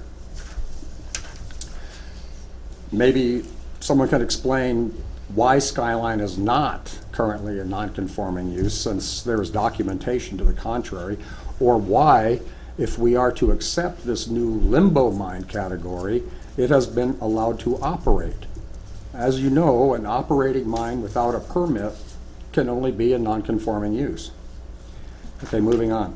The very first words in the mineral extraction section of the zoning ordinance are, The purpose of this section is to ensure extraction of minerals is done in accordance with the Houston County Comprehensive Land Use Plan, to minimize land use conflicts and potential nuisance caused by mining operations, and to provide for the reclamation of land disturbed by mining in order to encourage productive use thereof. The whole point of the section that guides us today is to make sure mining conforms to the intent of the land use plan and that reclamation actually happens. And if that weren't clear enough, Section 2 of the zoning ordinance under implementation spells it out again. 2.6, relation to land use plan. It is the policy of the county board that the enactment, amendment, and administration of this ordinance be accomplished with due consideration of the purposes and objectives of the county land use plan as adopted or approved from time to time. But the biggest problem with the Skyline expansion is this. The bluffs aren't supposed to be mined at all. I guess they can consider themselves lucky for having gotten away with it for so long. Here's what the land use plan says. Under generalized land use plan, Houston County has determined that it is important to protect the environmentally sensitive areas such as the bluffs, woodlands, and water resources from scattered urban growth to minimize pollution of the groundwater, etc.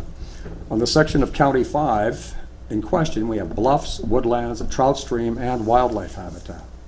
And I'm sure all the lawyers in the room are getting hung up on the phrase urban growth.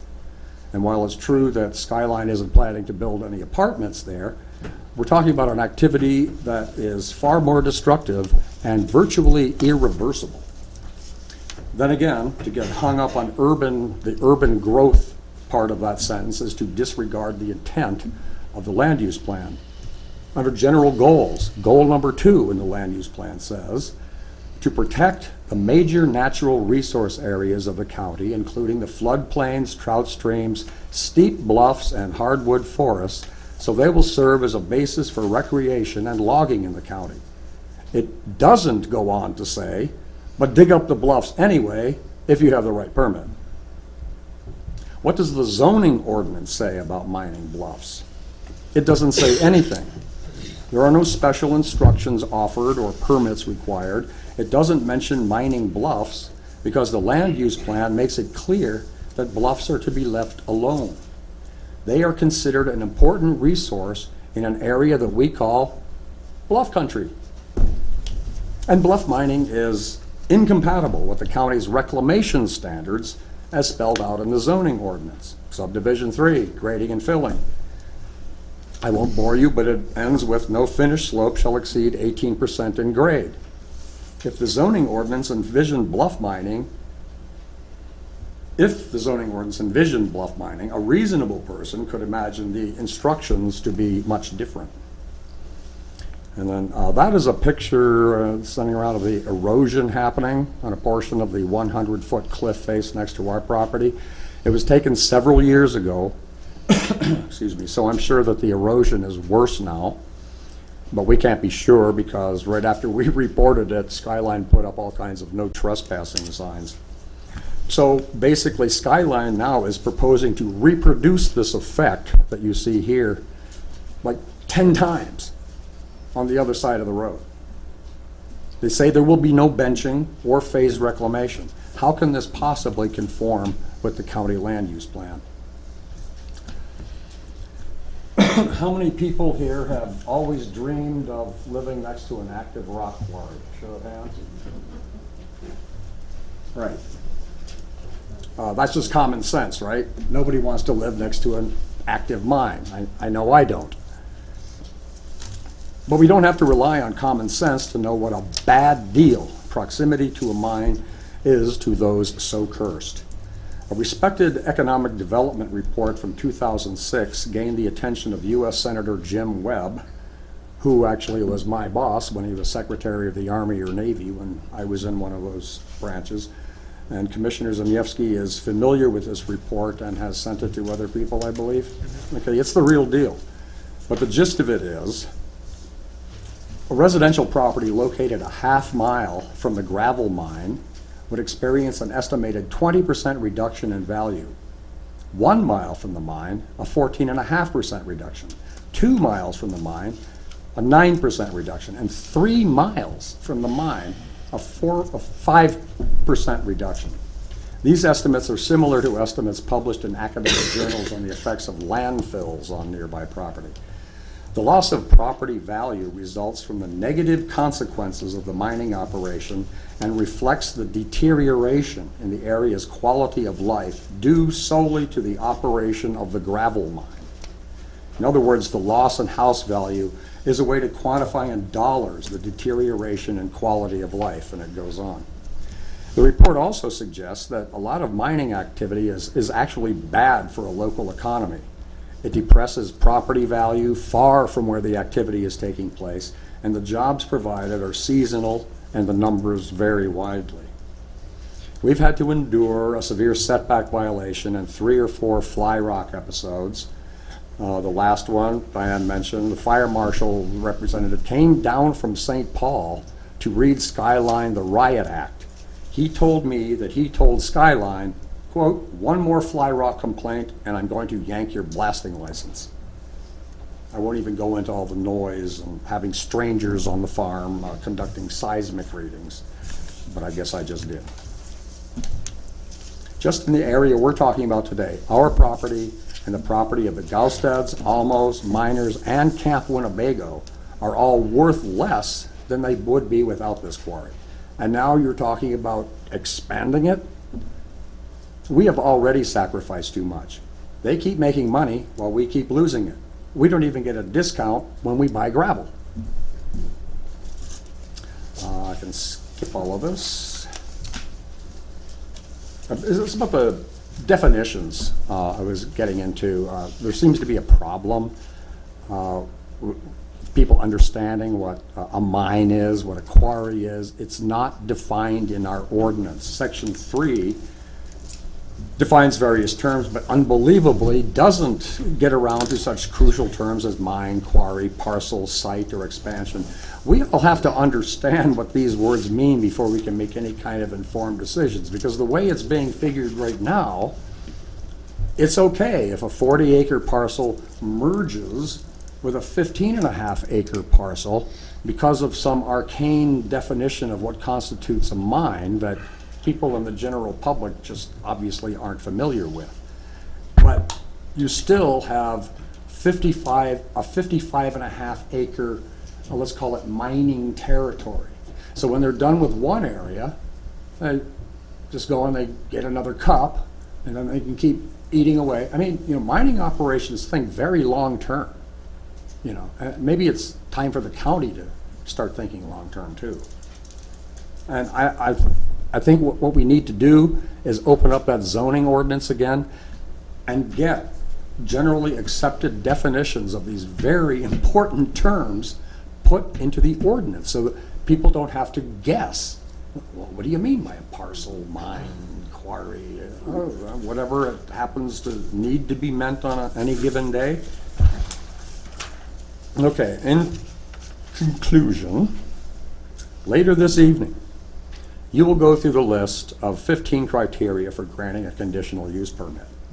The very first one is, does the proposed use conform to the county land use plan? The answer has to be, no way, Jose.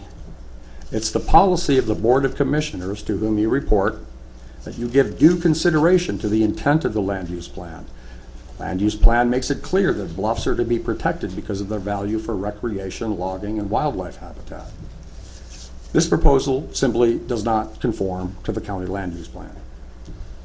Now, as a non-conforming use, Skyline can continue within the 40-acre land quarry and operate at the intensity it has in the past based on the history of this mine. The zoning administrator agrees with this principle because he said on October 17th that it would apply to the adjacent Schutz quarry, should the Schutz quarry be classified as a non-conforming use too. Skyline has, 9 or 10 other mines right here in Houston County, so it's not like they don't have options. Maybe it's just more convenient, profitable for them to dig up this section of County 5. And by the way, the second point asks, does the applicant demonstrate a need for the proposed use? Increased convenience and profitability do not constitute a need, especially when it comes at the expense of a lot of people who really didn't sign up for this. Skyline can hang on to that new 15.5-acre parcel, sell it for a profit. There, problem solved. You can thank me later.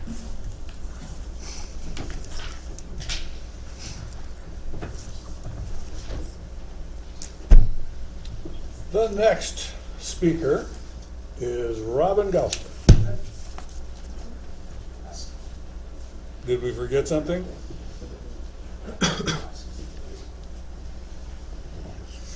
Okay.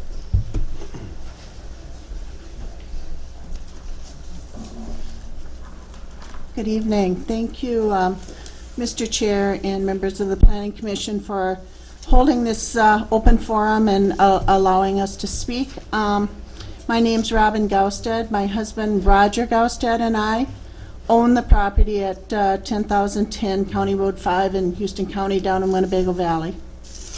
Our property is actually located on the east and west sides of County Road 5, so we're actually on both sides of the roadway there. In the mid-1980s, we purchased our property in Winnebago Valley, which is now adjacent to the property owned by Brunick Rock Products, where they've operated a rock quarry since, 2009. We've actually been quite concerned about the activities of Brunick over the last few years, as they have conducted mining activities that appeared to be impacting our beautiful property, including the pollution of our dry run and property with sand and mining materials. And I know that I heard that in testimony earlier by Brunick's that they don't mine sand, but over the course of the last 3 years, what I would consider to be sand, as well as other mining materials, were located and stored on the flat that adjoins our property, and it's much of that material that has eroded into our dry run and our property. So it may not be defined as sand, but it's very fine particulate material. In mid-November this year, we received a telephone call from Houston County requesting a meeting about the Brunick Rock Quarry in Winnebago Valley. We were very happy to hear that steps might be taken to address the issues that we feel have persisted over time. We were contacted initially by James Fogarty from the Department of Natural Resources the week of November 16th. On November 24th, we received this resource notification form that was actually dated April 5th of 2017, but which was never forwarded to or mailed to us. This form details that pictures were taken on our property regarding an issue with Brunick Rock Products or Skyline Construction Quarry on County Road 5. The form clearly states in the narrative section provided by the Department of Natural Resources that the issue is with Brunick Rock Products, Inc., or Skyline Construction, Inc. Quarry at 10,159 County Road 5, washing material into a dry run and into Winnebago Creek, causing fill into the creek. So that document was mailed to us. We received it literally the day after Thanksgiving. Up until that point in time, we didn't know that that the issue had been recognized. Subsequently, we received on November 16th a call from another Department of Natural Resource person, Nicole Lehman, who described herself as a DNR hydrologist. She described the same issue to us on the phone and requested access to our property, and also requested a meeting with the Department of Natural Resources, Houston County staff, and Brunick Rock Products. Subsequently, we scheduled and attended a meeting for the very first time on this issue on December 8th, 2017, to learn that Brunick Rock Products had been cited for environmental violations by the Minnesota Pollution Control Agency in August of this year. Brunick employees came with their attorney to, in our regard, pressure us to sign an agreement holding them harmless for all activities now and in the future in order for them to fix the damage to our property and the creek caused by the uncontrolled erosion from their mine site. Our concerns with this agreement is the unwillingness of Brunick to take responsibility for what we consider as mismanagement of the operations of the Brunick gravel mine. I did bring a copy of the agreement that we received at that time. In this agreement, Brunick, quotes, denies that any violation exists, even though the Minnesota Pollution Control letter that we received clearly states the violation of their permit. The second area that concerned us in terms of the agreement itself is that, quotes, the parties agree that neither they nor anyone else will maintain a claim of any kind against Brunick for the effects of their work. So it was clear to us that the goal was to get us to sign an agreement so that they could get the work done quickly, so that they could reinforce their case to the Planning Commission to expand their mining activities on the other side of the road. They also mentioned at that time, at the close of the meeting, because our reply was that we really needed to seek legal counsel. Typically, one would do that and being asked to sign a legal document. And we were told that, you know, involving attorneys only complicates things and that we could work things out together as good. I have to object to that. That is a horrible, you are accusing me of professional malpractice. I'm not accusing you of anything. That is libelous. So, Hey, Bruce, everybody. She can make her statement. We don't, you know, Please be aware of consequences for. you'll get a chance, you'll have a chance to respond. I have the gentleman's card, actually, that made that comment to me. You have my card. I did not make No, this comment. I didn't say you made the comment, sir. I said All an employee. the addressing is to the board. Could you just continue? Bring it to the We can board. Deal with this later. So our concern is that they've conducted their mining activities, if they had conducted their mining activities responsibly from the beginning and had been proactive, a lot of the concerns that we have would have been alleviated. So our perspective is that the damage occurred over the course of a few years, including improper storage of solid waste, failure to implement best practices to prevent erosion, and failure to develop and implement the pollution prevention plan. We feel they had ample opportunity to remediate the damage that they were causing.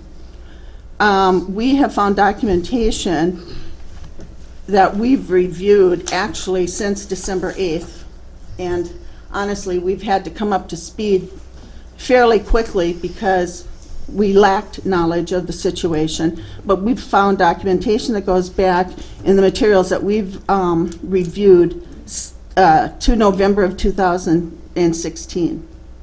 And as taxpayers, we have been directly affected by those violations. So we feel that we've had little to no opportunity to share concerns or input. We welcome this opportunity. We received no written or verbal notifications or information.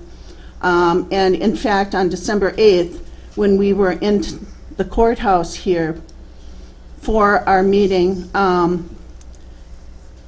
we had asked several times during the course of the meeting, because we had heard rumors of a conditional use permit and an upcoming meeting, and had asked multiple times about the the conditional use permit and what have you, and received little information about it, only to return home and find the letter in our mailbox. So that's part of our concern, is the lack of communication. Damage to our property includes eroded mining materials filling a dry run that impacts both the drainage patterns and the groundwater that feeds into Winnebago Creek, which, as we know, is a fresh spring trout stream that our family has enjoyed for years, and others in the local community. Fishermen come from miles around to fish. Campers and nature goers come to enjoy Winnebago Valley. And further, it's also our understanding that some of our neighbors have and are experiencing flooding of land, home, and property.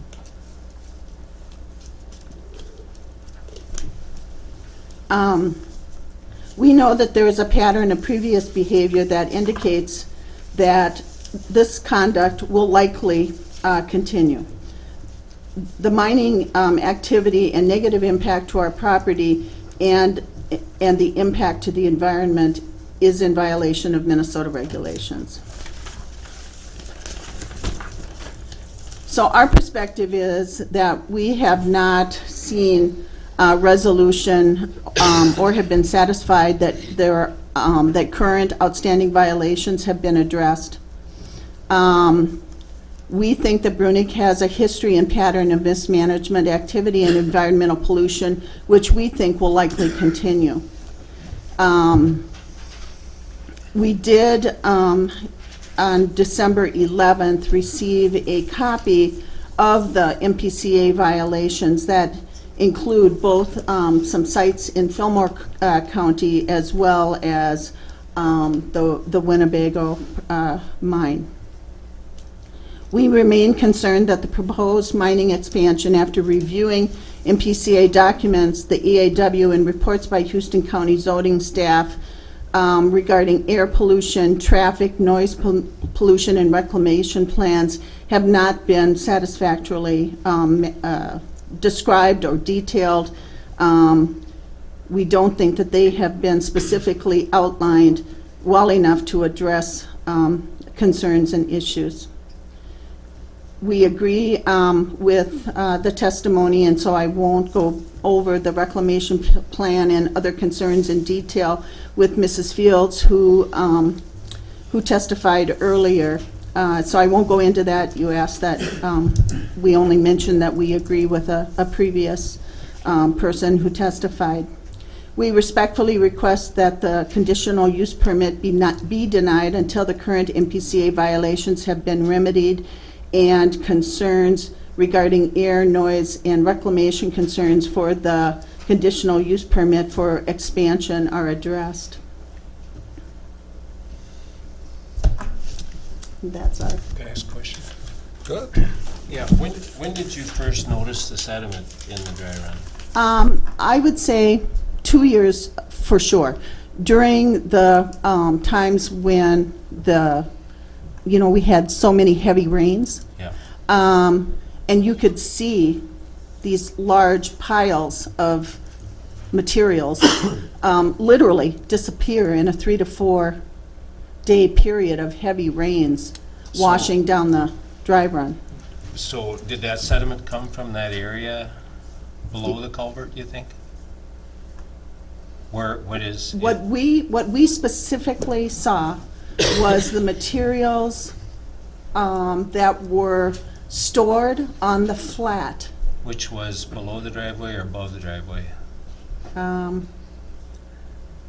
I don't know what you mean by below or above, Okay, but where they have where Brunig did plant some foliage or grass and put up the skirting Silt fence. material. Yeah, that's where it came from, you think? I observed it. I know it did. But that stockpile's been removed and that area's been Yes. seeded and there's a silt fence there now, right? That's correct. Okay. And I don't know if that's a long-term solution or a short-term solution. Do you think that's adequate? No. What would you rather see? Well, I'm not an engineer. Yeah. but I would expect that, and I think what the Minnesota Pollution Control Agency has requested from Brunig is actually a work plan. If you read their report, they're actually looking for an assessment and a work plan that addresses materials being released, the pollutants. I mean, there's a The stockpiling was the issue. It was stockpiled down there by the stream, was it not? Yeah, and you saw that. That's where, Yes. as far as you're concerned, the sediment that's in the stream on your property came from that stockpile yes. that is no longer there. Yes. Right. Yes, and our concern about blindly signing, because we also, just like, you know, anybody would, want to see that cleanup completed. Right. The difficulty that we have is the one-sided nature of the document that we were presented. Okay. The difficulty that we have is there's not an agreement yet on the disposition of the what's going to happen to the material that's removed. We don't have closure on that. Are you talking about, oh, from your property? From the, yes. You There's, want it removed from your property? well, the MPCA is requesting that it be removed from our property and that that's best for the environment. So our perspective is we want to do what's best for the environment, for our property, but also for our neighbor's property down the way who's been experiencing flooding for, Right. and I don't want to speak on Yeah. her behalf, but Right. but we're also concerned about the risk and liability if the flooding is worsened by By the work digging. that Brunig does. We don't, and I don't think that there's been a good assessment of that flooding risk for the Elmos. And we're not convinced that the current seeding and silk fence is a long-term. I've read over the course of the last week and a half a lot of material on the use of silk fences, their short and long-term viability and usefulness in controlling water and erosion. So we've got concerns. Yeah, right. But you know, there's a lot of water comes down that valley that comes from way up above here, you know, so they can't control the amount of water that comes down there, but they can control the amount of sediment that comes off their site. The quarry. Yeah. And so if those sediment piles are gone and that area is seeded down, does that not eliminate or alleviate some of your concerns? It alleviates some of our concern. Yeah. And if the stuff that Short-term they- at least. Yeah, and if they remove some of the stuff from your property, and it got, certainly can't be stockpiled again back upstream, it's gotta be put somewhere behind, stored with overburden or something. Yeah, I don't know. Yeah, okay.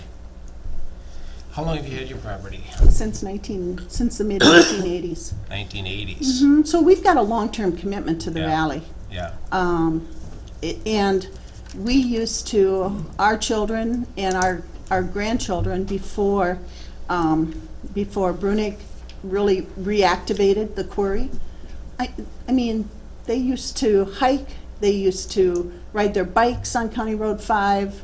We had all kinds of activity there. Neighbors, you would often see them riding horses in the area. You would see hikers from Camp Winnipeg. All of that is really kind of gone by the wayside because you can't have those activities and enjoy that kind of thing with trucks barreling up and down the road. so how many trucks do you see go by, or you feel goes by when you? You know, I would say, and that this is where I tend to differ from some of the estimates that I'm hearing. What I see is a real up and down nature to that. So it appears to me, not being a quarry person, but it appears to me when there's a large demand, the trucks increase dramatically. Yeah. And then during slow times, they slow down. So it's okay to say, on average, 15 trucks a day. But it can be twice that. And with this new conditional use permit request and the numbers that I'm hearing, it's So it's really formidable. have you, since living there in the 1980s, I mean, you've been living with mining and quarrying down in the valleys from the 1980s. Yes. Yeah, yeah. But we But it- never noticed a difference until Brunig became so active in their mining operation, if you will. Things changed dramatically. In terms of activity, is that what you're saying? Well, activity, dust and air pollution, noise, I mean, all of that has just become less than tolerable, for sure. And to double or triple that is formidable. And I was, I was told that sometimes community input isn't very helpful because people from the community maybe lack the legal or the technical expertise, but we understand quality of life and we understand health and life safety. And so to somebody's point earlier, I'm not here because I'm an expert on mining. I'm not here because I know how to stop erosion onto my property. But I know when it occurs, and I know how long it's been going on, and I know that no one was proactive. And my concern is, and it's even more now than it was before I walked in this room, is when I hear somebody answer a question, what are you going to do about X? What are we going to do about Y? And I hear answers like, we're going to keep an eye on it. There's a lot of ifs. Well, if this happens, maybe we could do that. Well, I didn't hear much, we will do this if that happens. This is what should be done if that occurs. And what I hear is a lot of ambiguity, but ambiguity, I think, leads us to this, all of a sudden, as a landowner or as a neighbor or as a community member, I have to become the watchdog? Yeah. So what would be, if you could rate your concerns, your top 3 or 4 concerns and rate them, how would you do that with this site? With the current site? Yeah, well, with the proposal With the proposal? and the current site, yeah. Well, I think with the proposal, the concern, my number one concern is the degradation of the valley. I mean, and I heard, and I was really glad to hear that some of you had driven down there to kind of take a view of the current quarry and double it or triple it on the other side of the road. And I own property on the other side of the road, and I'm not sure how I'm going to be impacted as a result of that either. And it's not clear to me. And so the degradation of the valley is huge. And property value, yeah, I hear that, but it's really the beauty of the valley and we bought our property down there and we've put it in trust for our grandchildren because it is one of those things that you don't replace. It's a natural, beautiful area. And so you don't get to find those things very often, and we're going to destroy it. But the rock quarries that were there when you bought your property was not a concern? No, because they were small, they were inconspicuous, people were respectful. I hardly noticed that they were there. That did not. It's what's happened since. I mean, since 2009, 10, 11, the last 3 years, literally. You can't hike down those roads. You can't bike down those roads. You can't ride a horse down those roads. The area has been heavily impacted and will continue to be. And so that's a big concern. My other concern is that I don't think Brunig has a very good track record in terms of being a good neighbor.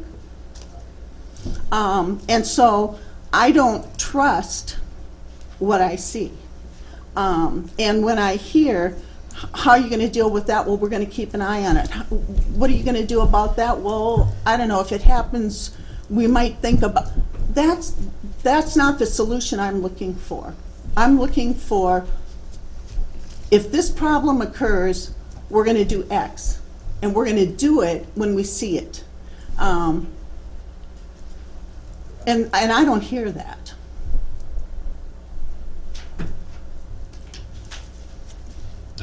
Those are conditions that can be put on if it, yeah. They're not there now. No, they're And not. so approving a conditional use permit that doesn't have that kind of detail or specificity or structure, to me, is just taking a problem, putting it on the other side of the road and making it 2 or 3 times as big. And that is my sincere concern. And I will take this opportunity to apologize, sir. I did not say that you made that comment to me. Sorry if I misinterpreted. But I have the card of the gentleman that did, and I would be happy to share that with you after the meeting. So I would not do that. I would not mislead. Okay. Thank you so much for the opportunity. I have comments from Ms. Almo, if we want to do that as part of the landowner section. She can't be here, but. Yeah, I'll do that after. Gary, you're the next one in the landowner. Trying to learn. You're signed up. I'm asking you if you want to speak. I'll listen. Okay. All right.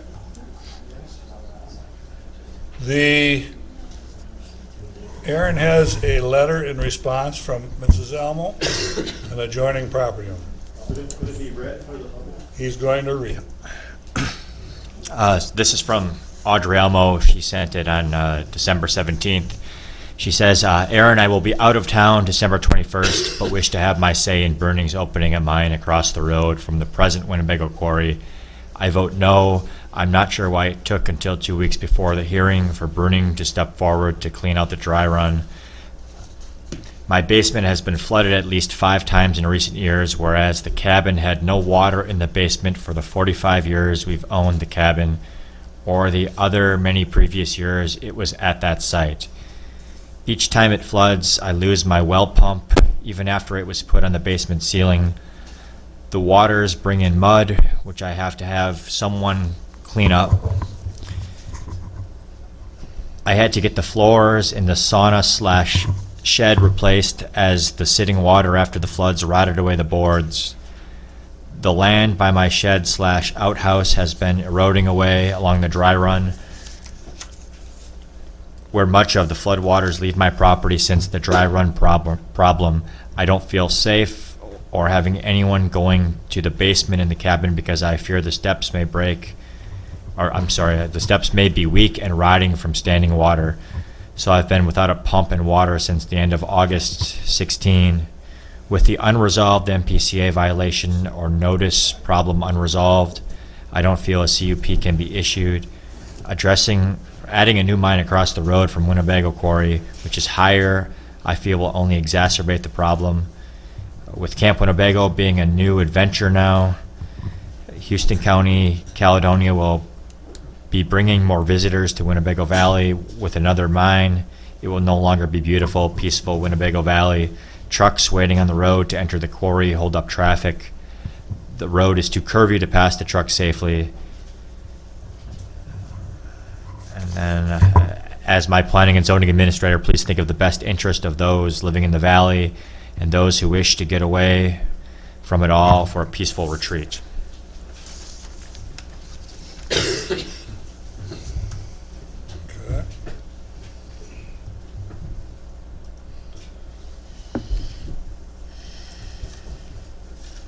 All right.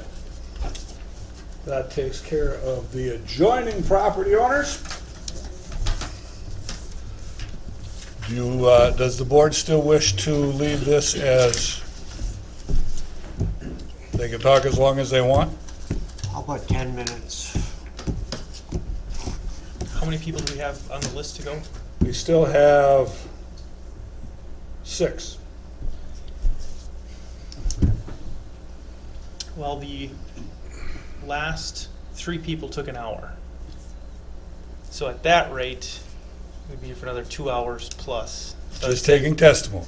yeah, so I would say unlimited, but Well, there's either limited or there's not limited. There's not unlimited, but let's keep on topic and let's try and scoot it through, so it's not. All right, then the next one on the list is Bruce Kumichael. He will set the pace for the rest. There you go. I left my pacemaker at home. Bruce Kimiko from Caledonia, Minnesota. I really appreciate this hearing.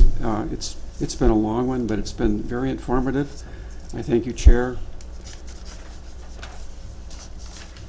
Skyline's application cannot continue until their outstanding NPDES notice of violation dated August 2, 2017 is deemed adequate in remediation by MPCA.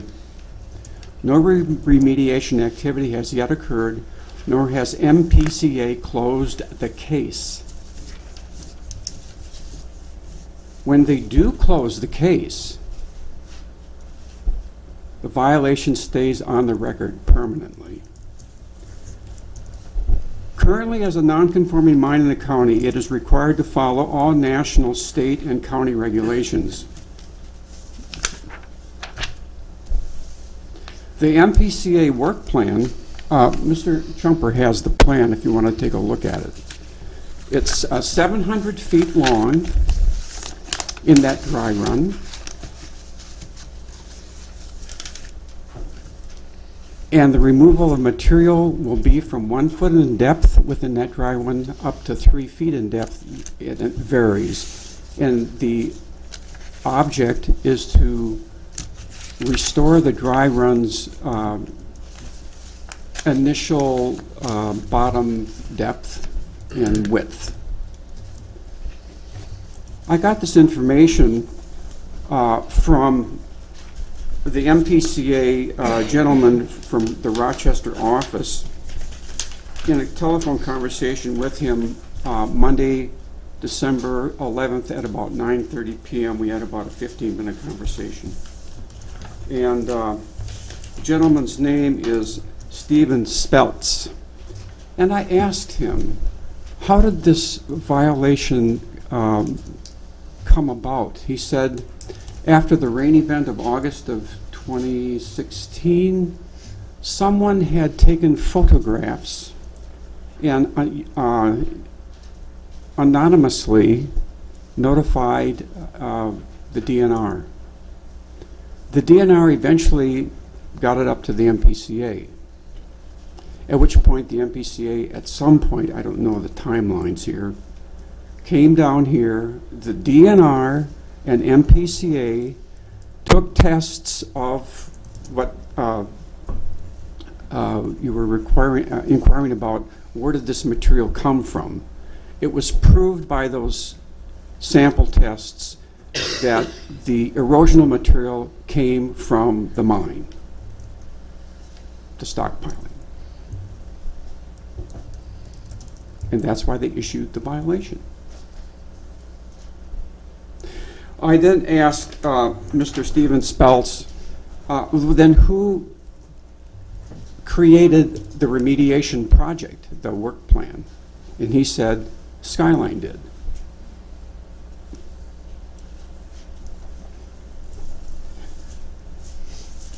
I conferred with an attorney, and when I described this whole situation to him, he said, well, that's a big red flag. This violation, this federal violation, because the MPDES violation is actually based upon the Clean Water Act, which is federal. This is a federal violation. And I don't see how you can possibly tonight vote on a recommendation to the Houston County Board of Commissioners that this is hokey dokey. Where are you in the 60-day rule? What day are we at from the date of application? Day 45, day 22? You know, I don't know offhand which day we're at. You're under 60 though, correct? Correct. Well, if you want to think about it, why don't you make sure that you got enough time and put out another 60 days so you can figure this all out. In the meantime, I would recommend that that the county consider to make sure that there's a stop work order until this is rectified. Thank you very much.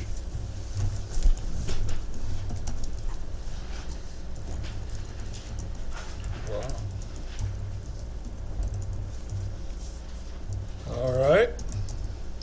Thank you, Bruce. Mr. Van Gorp. I'll be quite a bit more brief. Bruce was only 5 minutes. I can't find, I can hardly believe. That was good. Sorry. First of all, I want to make the statement that I am not against mining, and I am for people getting a CUP, and I've supported the last couple of CUPs that were granted by this county. However, I do recognize confusion and a lack of a clear plan. Few bullets. What about the blasting for a home that's 525 feet away? You recently, I think, had a problem with a house that was further away than that that had issues with blasting. This mine will be much bigger than the previous mine, and dirt absorbs water, a rock floor does not. There's going to be a lot more runoff. At my house in the last 10 years, we've had one 500-year flood and two 100-year floods. So talking about 7 and 10-year floods is kind of crazy in the climb of climate change. And what I hear from the miners is, when questioned about this, they'll keep an eye on it. What that means to me is we're not going to do anything until there's a disaster, until the problem has already gotten out of hand. They've stated that they're not going to do a phased reclamation. Well, on a 35-acre mine, it seems appropriate, but even beyond that, certainly the part to the west of the road there should be reclaimed once they get across the road and get a spot opened up big enough to sort the materials on, right? That part will be basically abandoned at that time, and in the ordinance there's rules for a period of abandonment before reclamation must occur. So that is troublesome. In the EAW, they said there'd be a maximum of 25 trips per day. Well, tonight they were talking about 75 round trips.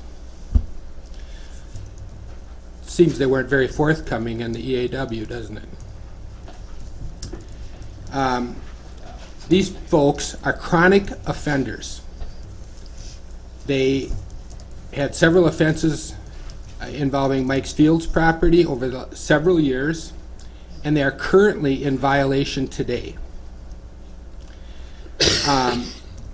What they should be issued is a stop work order, and that is what the ordinance recommends given a mine that's operating out of compliance and in violation, not a CUP. The other thing that I find somewhat troublesome is the lack of clear information and forthcoming information coming out of our zoning office. Ms. Gausted referred to that somewhat, and as you know, I've been involved with some mining issues myself, and that has been very much what I've found. And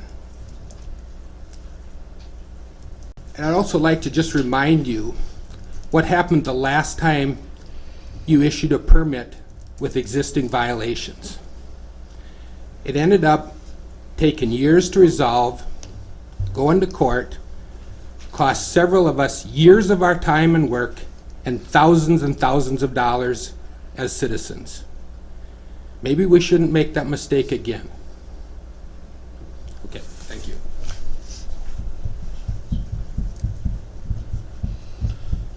Moving on. Mr. Hartwick.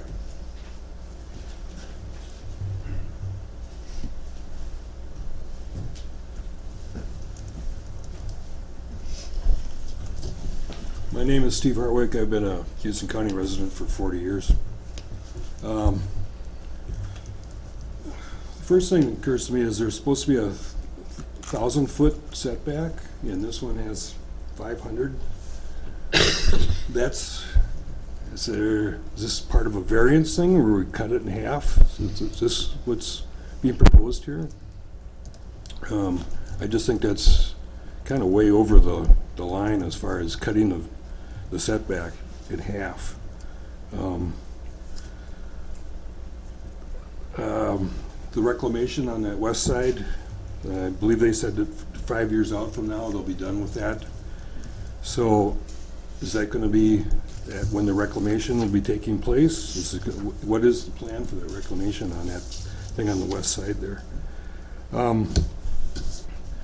Mostly I'm concerned about the roads part. The new driveway is going to have culverts or other drainage structures which are going to be better than the one that is there now, that is not, driveway is not up to standard, as I understand that. Is that a province of the highway department or the zoning department to make sure that that's up to snuff?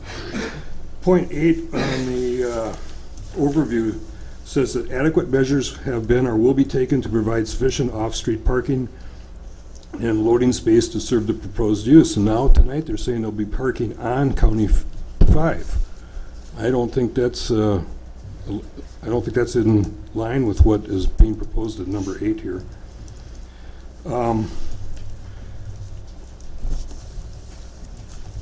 And another thing that's occurring to me is Fillmore County has as their ordinance that there's a 50-acre limit on their mines, and that 50-acre limit is what's actually being mined and the mine assets. It's a total of 50.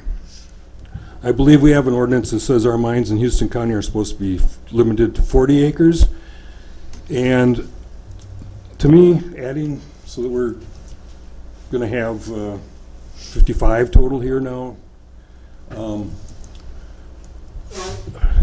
So, you know, what's the plan? We allow 19 here, and then we allow 19 here, and we allow 19 there, and so we get 57. Is that, I mean, what is the limit of how many 19s are we going to allow, so that what the total of the mining actually taking place is?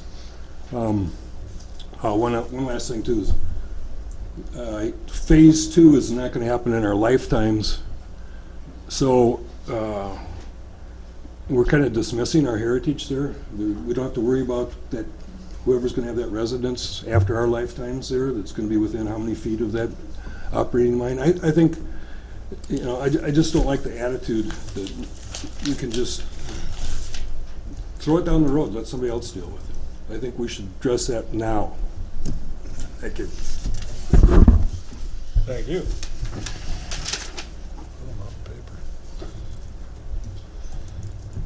Yvonne.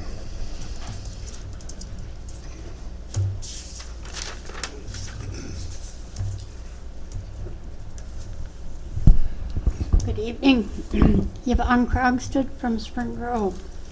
I too realize that we need mining in the county, both for rock and for construction sand, but we need to follow the ordinance. I read through not only the application, but the EAW, and I'm confused about the acres. Do they not include buffer areas and the topsoil storage and the setback requirements in the request in a CUP? So I'm a little confused about the acreage, but that's all right. There is, pardon me? Continue. Okay. My feeling is that because of previous violations and the current MPCA unresolved issue, that they should take care of the west mine first and then possibly come in for a CUP, when that's taken care of, so that they're in compliance before being granted a new CUP. In the reclamation plan, in a letter dated to the zoning administrator on July 21st of 2017, Mr. Bruning says, within 2 years of the conclusion of mining activities, site reclamation will begin. However, our zoning ordinance, reclamation shall be complete within 1 calendar year after operation ceases. So even the plan is not according to our ordinance.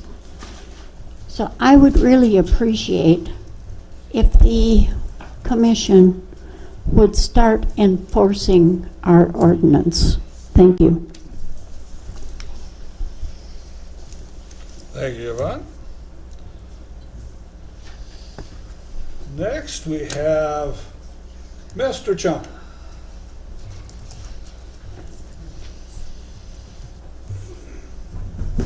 Ken Jumper from La Crescent Township. Mr. Chairman, I want to point out to you that your concerns about the non-adjoining landowners taking too much time were ill-founded, because we started at 20 after 9 and it's only 9:37 now. So my comments will be brief also. I certainly strongly agree with Michael Field that this is an expansion of a non-conforming mine and therefore should not be allowed. That's the single most important thing at the heart of this controversy. This new proposal includes part of a non-conforming mine, validated as a non-conforming mine by the county, and therefore it should not be expanded beyond 40 acres. That's all in the zoning ordinance, okay?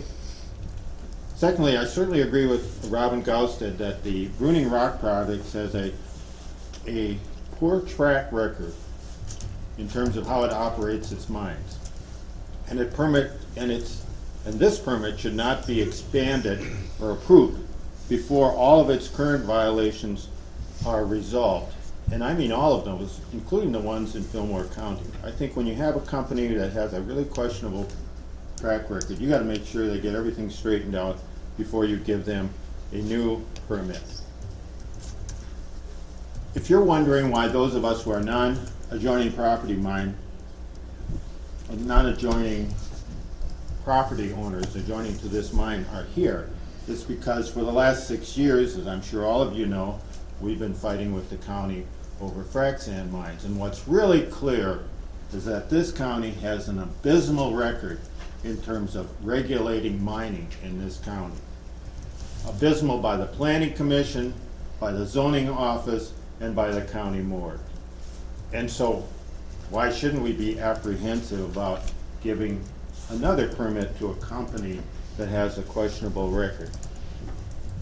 I want to remind you that the Planning Commission, that your role on the Planning Commission is to not negotiate with adjoining property owners, Dan.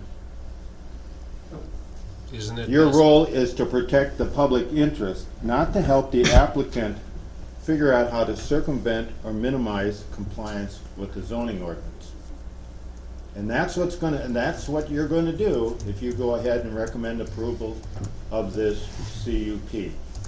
Because again, this is an expansion of a non-conforming mine, and that is not allowed under our zoning ordinance.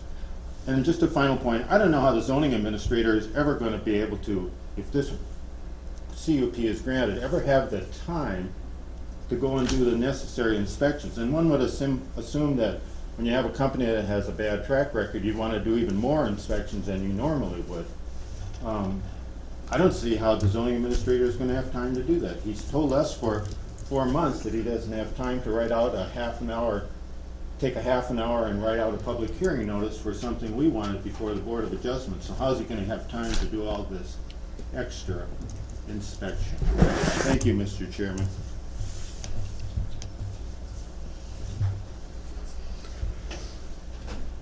And finally, I just found there was a question about the 60-day.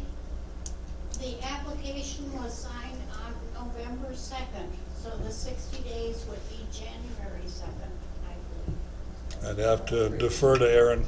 Yeah, the application was signed well before the application fee was sent in, so that wouldn't be our application date. What would be the date? Again, I would have to check our records. I don't have that information. Joyce. I was here primarily to gather information. I'm a neighbor to the fields, and I have property that joined down in Winnebago, and I have a son that lives in Winnebago, so I wanted to find out more information regarding this mine. And I Joyce. I congratulate everybody for the information. Did you want to come forward and make a public comment, or is that it? That's it. Okay. All right.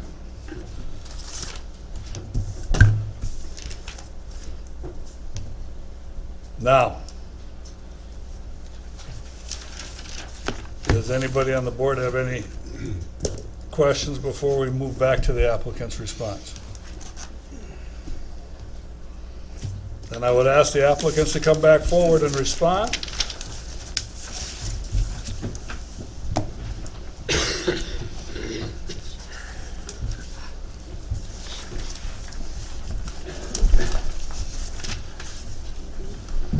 Thank you for the chance to respond to the comments that have been made. And I promise that it will not be as long as it's been to get to this point. Although I must say I'm not quite sure where to begin. There are several major themes that I think have occurred. One of which is this confusion about 40 acres. We hear people saying, you can't expand beyond 40 acres. As we have worked, for all these months with the ordinance and with the zoning department staff, this is not 40 acres. It's 55 and a half acres that we own. It is not 55 or even 45 or even 35 that we're asking permission to mine. You see the area on the west side, that has been in operation for 70 years and it's 6.5 acres. We seek permission on this side to do the entire area because we don't want to come back in 20 years and have another whole application process because it's gone beyond the first 6 acres. So at suggestion of zoning officials, we included even the area on the west side, which if you think about the logic, if a CUP is required to go on the east side, that means that the west side is really not part of this, but we've lumped everything together. So we've got 6.5 on the west and potentially 27.9 in the west. That comes up to 34, 35. On the east, excuse me. 27, what was that? It's like 15.5 and 12.4, 27.9. Now, as we've acknowledged, the area to the south cannot be developed without further approvals. That 1,000-foot setback requirement that people think that we're asking to be eliminated from, or exempt from, applies. We were not intending to. We understand we cannot develop that area until some further, development process would be approved at some point in the future. Realistically, it may never happen. Is that the house you're talking about? Yes. 525 away? Yeah. Yeah, the 525 feet figure that's being thrown out is from the house to the property line. The radius that you can see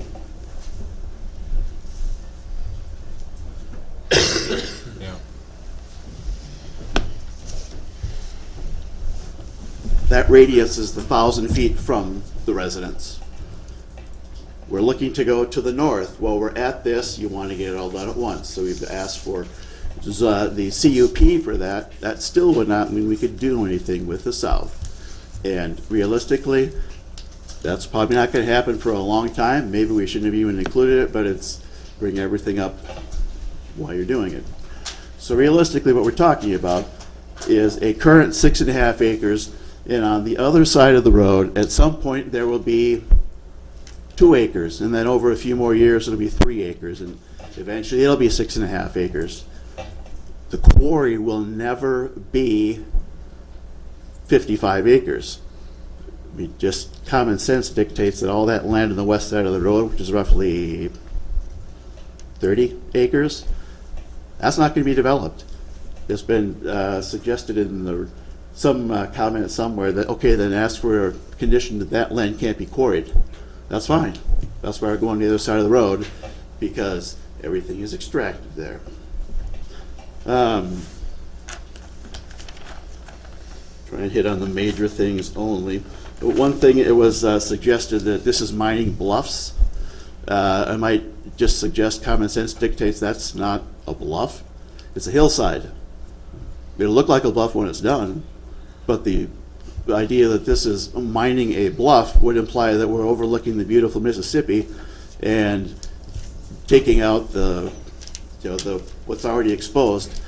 If the idea is that you can never create a bluff, then we have an entirely different concept of mining. It's going to cease to exist. Concerns raised about the fire marshal coming out. When the fire marshal came, he gave a report indicating that there were no violations of best practices. There was nothing more said of that. The analogy was made about a mayonnaise jar running out. Well, I would suggest that prudence dictates that if you see that you're running out of mayonnaise, you go and approach someone about getting some more mayonnaise. And that, I think, is exactly what we're doing. Comments about, is there a well present there? The state archaeologist, one of the conditions we had to do with the EAW, which was our own voluntary undertaking, was get a certification from the state archaeologist. They say there's nothing. So whatever somebody's grandfather may have thought has been debunked by the state of Minnesota. I would just like to add, we had a phase 1 archaeology report done as a follow-up condition to the EAW as well. And then I guess next big thing, the issue regarding the MPCA violations. This is, I guess, what we can only see as a classic catch-22. First, we've been accused of trying to strong-arm somebody into doing some work immediately, but the background of this is essential to understand. When the MPCA issued its violation, they said you must complete this work within 60 days. How can we complete this work on somebody else's property without their consent? We can't go on to the Gausted's land and do that work without their permission. That's why we have sought that permission. We were hoping to get that done this fall because Audrey Elmo expressed great concern about what happens with the next heavy rain next spring. As you can imagine, with the rainfalls that we've seen lately, and not knowing what might come next year, if we have gone in and cleaned out that stream bed and next year comes the mother of all 500-year floods and washes Miss Elmo's cabin away, who's she going to say is responsible for that?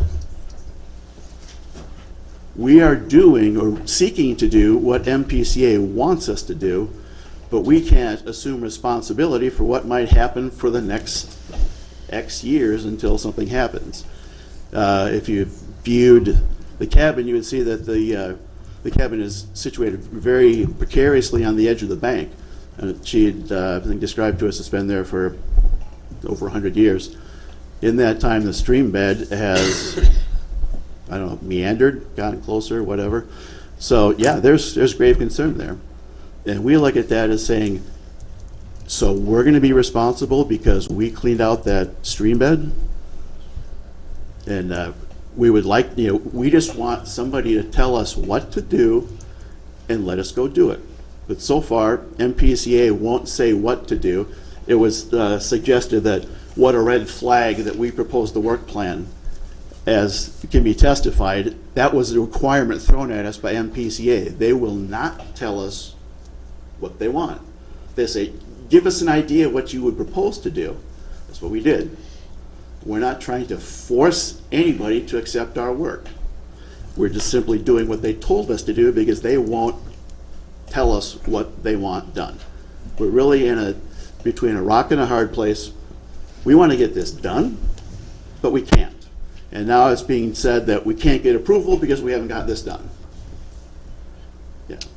What about Ms. Gaustad's comment that the agreement that you wanted her to sign was the long-term holder, harmless? Yes, holder thank you for bringing that up. That's the other thing that I was trying to remember to talk about. The agreement that we proposed said, we cannot go on your land without your permission. A, we want that permission.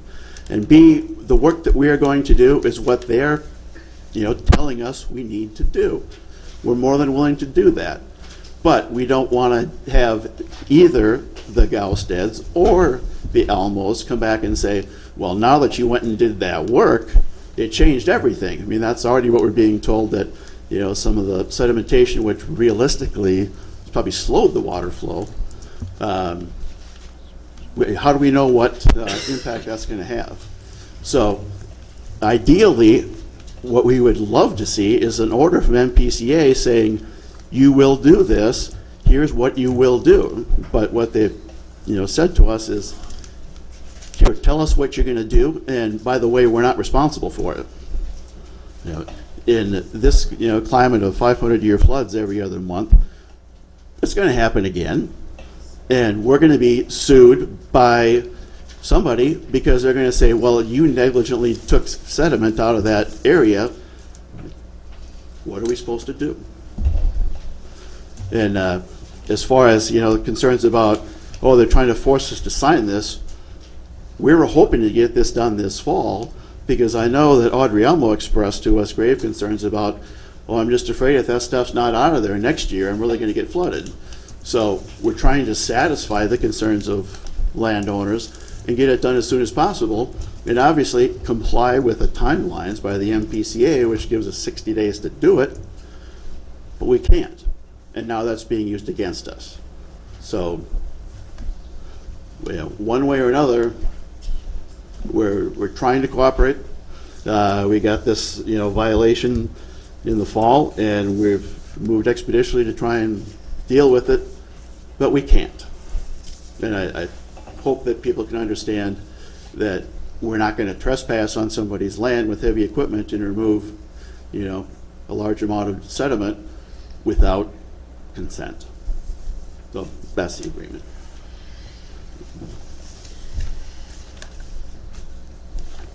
There's one other thing too. Let me just ask you on that impasse. Do you see any avenues out of that impasse, or what?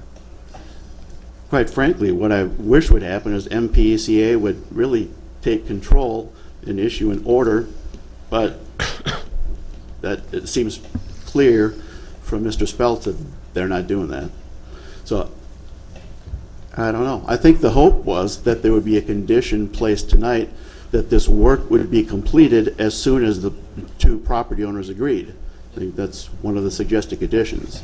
We're initially hoping to have it done before this, so it wouldn't be an issue. But really, the sense I get is MPCA doesn't want to have anything to do with certifying when it's done.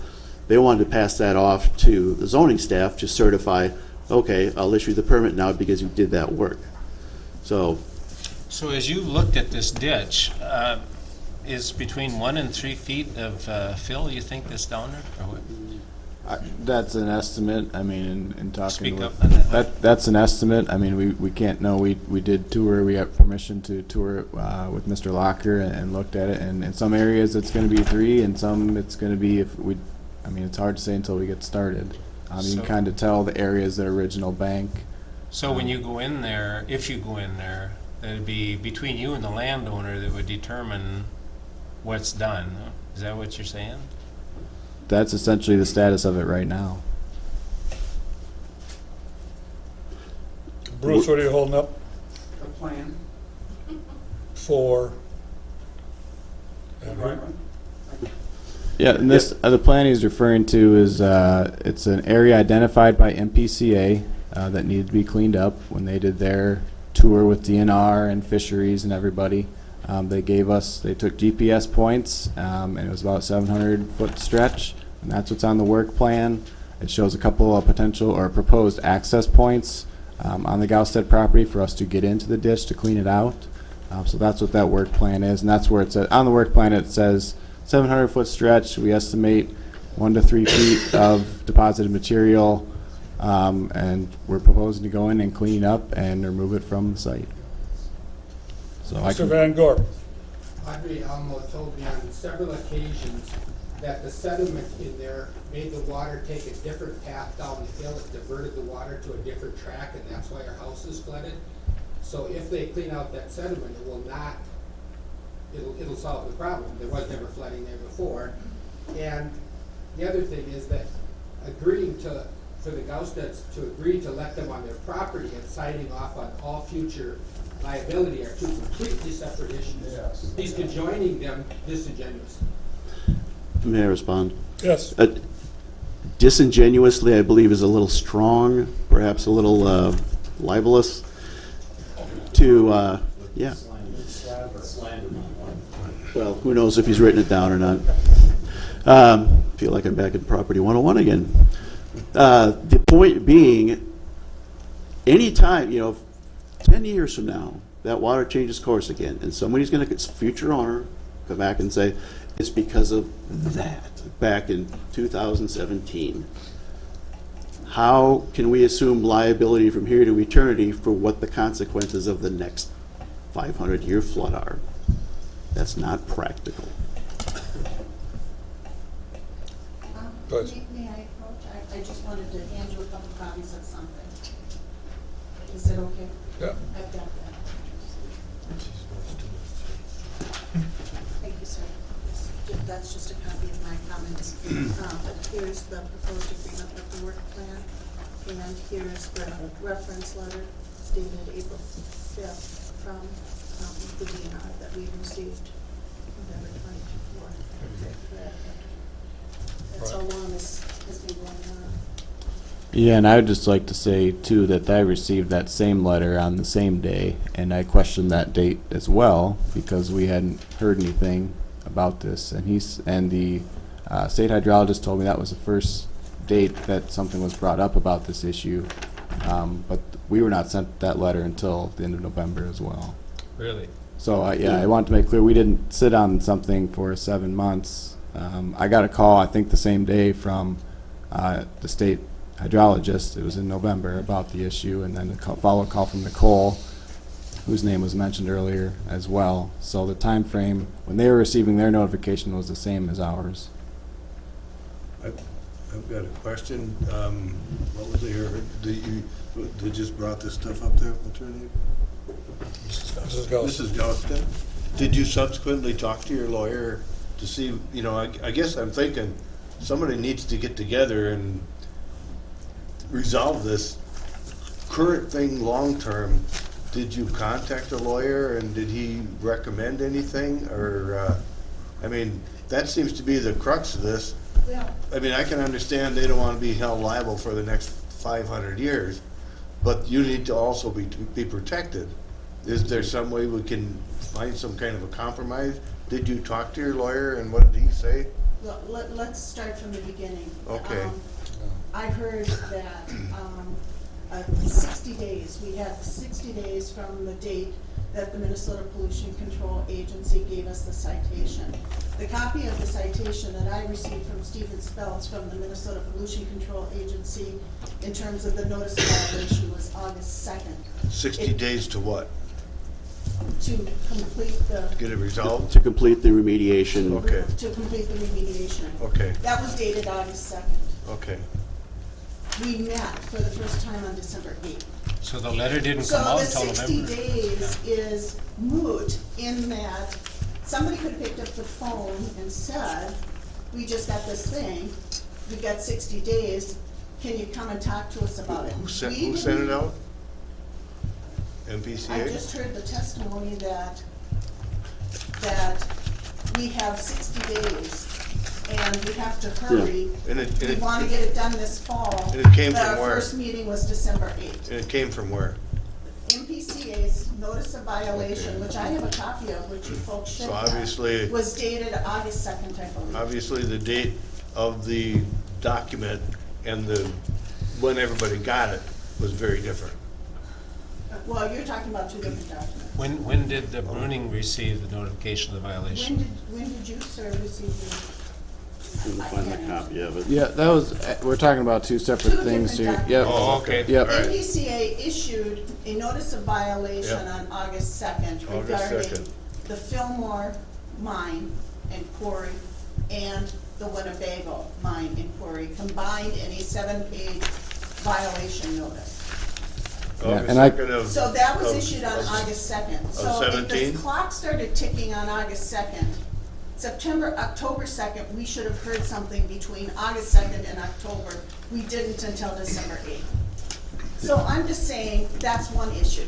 I'm not gonna negotiate my agreement with Brunig here. No. Yes, we have hired an attorney, and we know that the other property owner that's also involved has hired an attorney.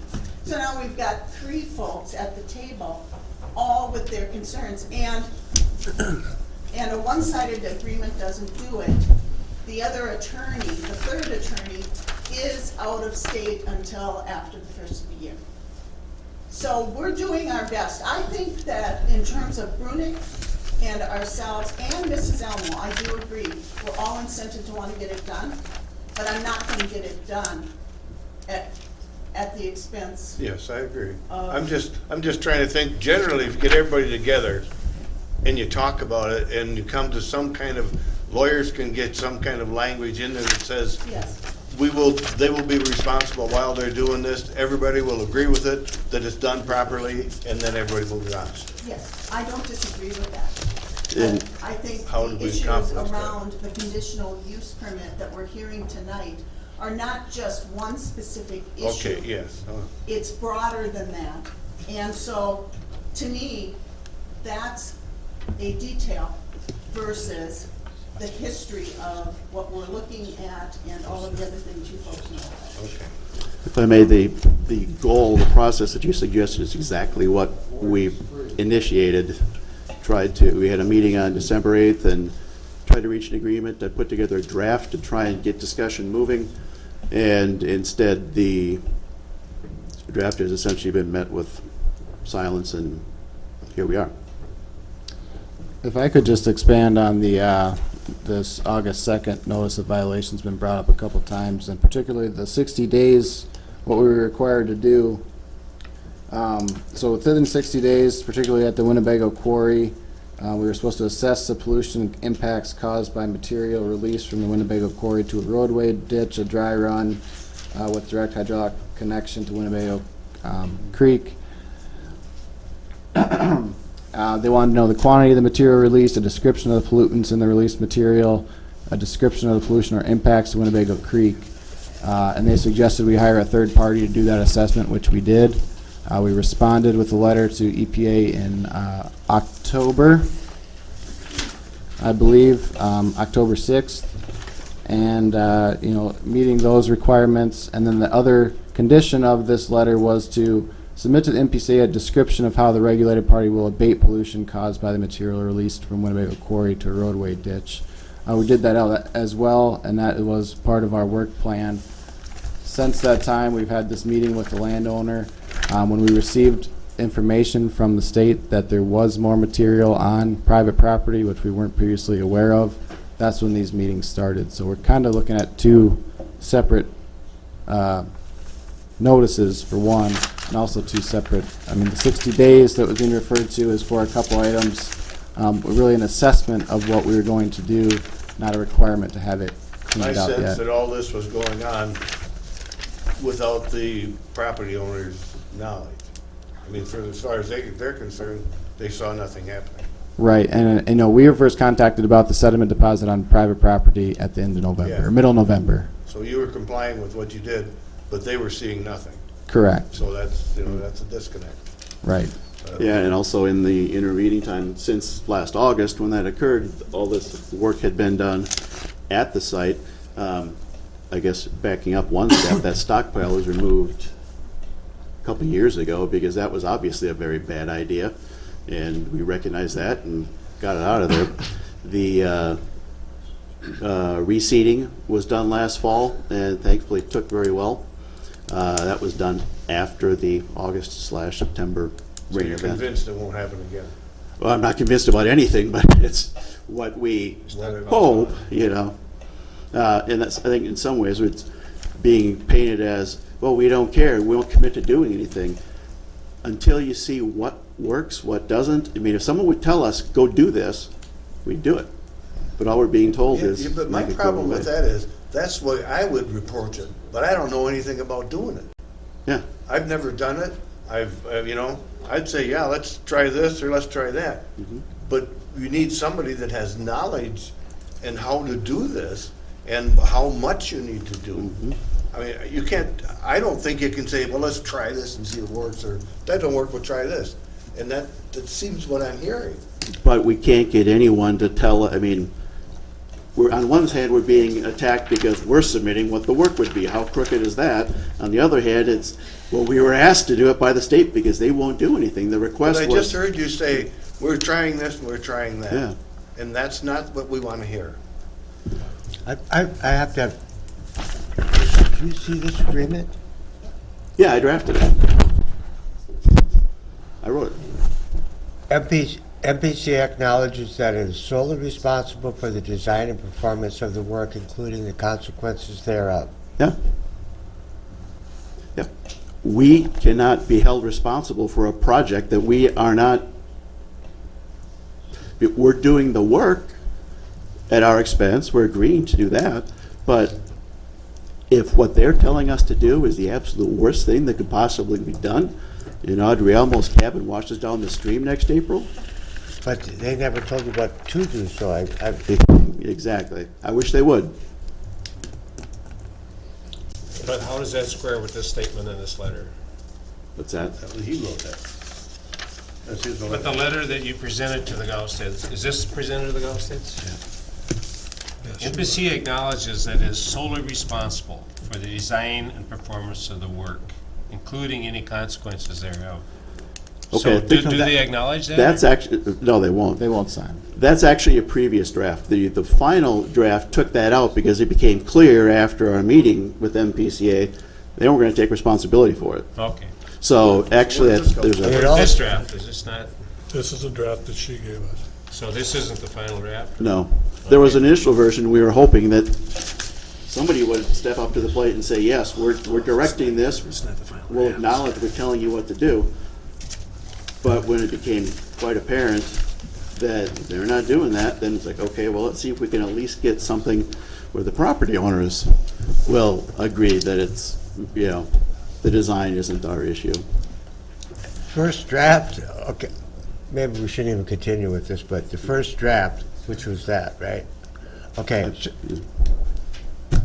so if, had the Gausteds signed it, had they signed it, right, that would have taken everybody off the hook, you included, and dumped it all on the MPCA, but there was never any plan to do anything. Except whatever Yes, you absolutely, would have put all the wanted to do. responsibility, that's a goal, to have somebody saying, we're responsible for this design. But the work that was to be completed was, you know, again, they came to us and said, tell us what you're gonna do. So we prepared, you know, based upon what they had suggested, this area, we want you to do this. We tried to make something responsive to what they asked. You know, again, I dearly wish they would just tell us, you will do X. So this Go is do the it. first draft. Is there a final draft? Is it in our book? I didn't see that. No, it's not. Sure if it's I'd in say the there's a packet. second draft. I don't know what's final. Yeah, yeah. Yeah, the basic difference between the first and the second was, all right, MPCA is not gonna, you know, sign anything, so we scaled it back just in hopes that if, you know, if the parties would like this work done now, which we would like to do, then they would just acknowledge that they will look to MPCA if the design of that project was a catastrophic, misadventure. Any chance you can make a second round with the property owners to see if you work something out, or what? Well, at this point, we've been advised that they're each advised by lawyers, and we have spoken with the attorney for the Gaustads, but I haven't had any contact with the attorney for Miss Almo. And no, I cannot reach out to the parties directly anymore because they're represented.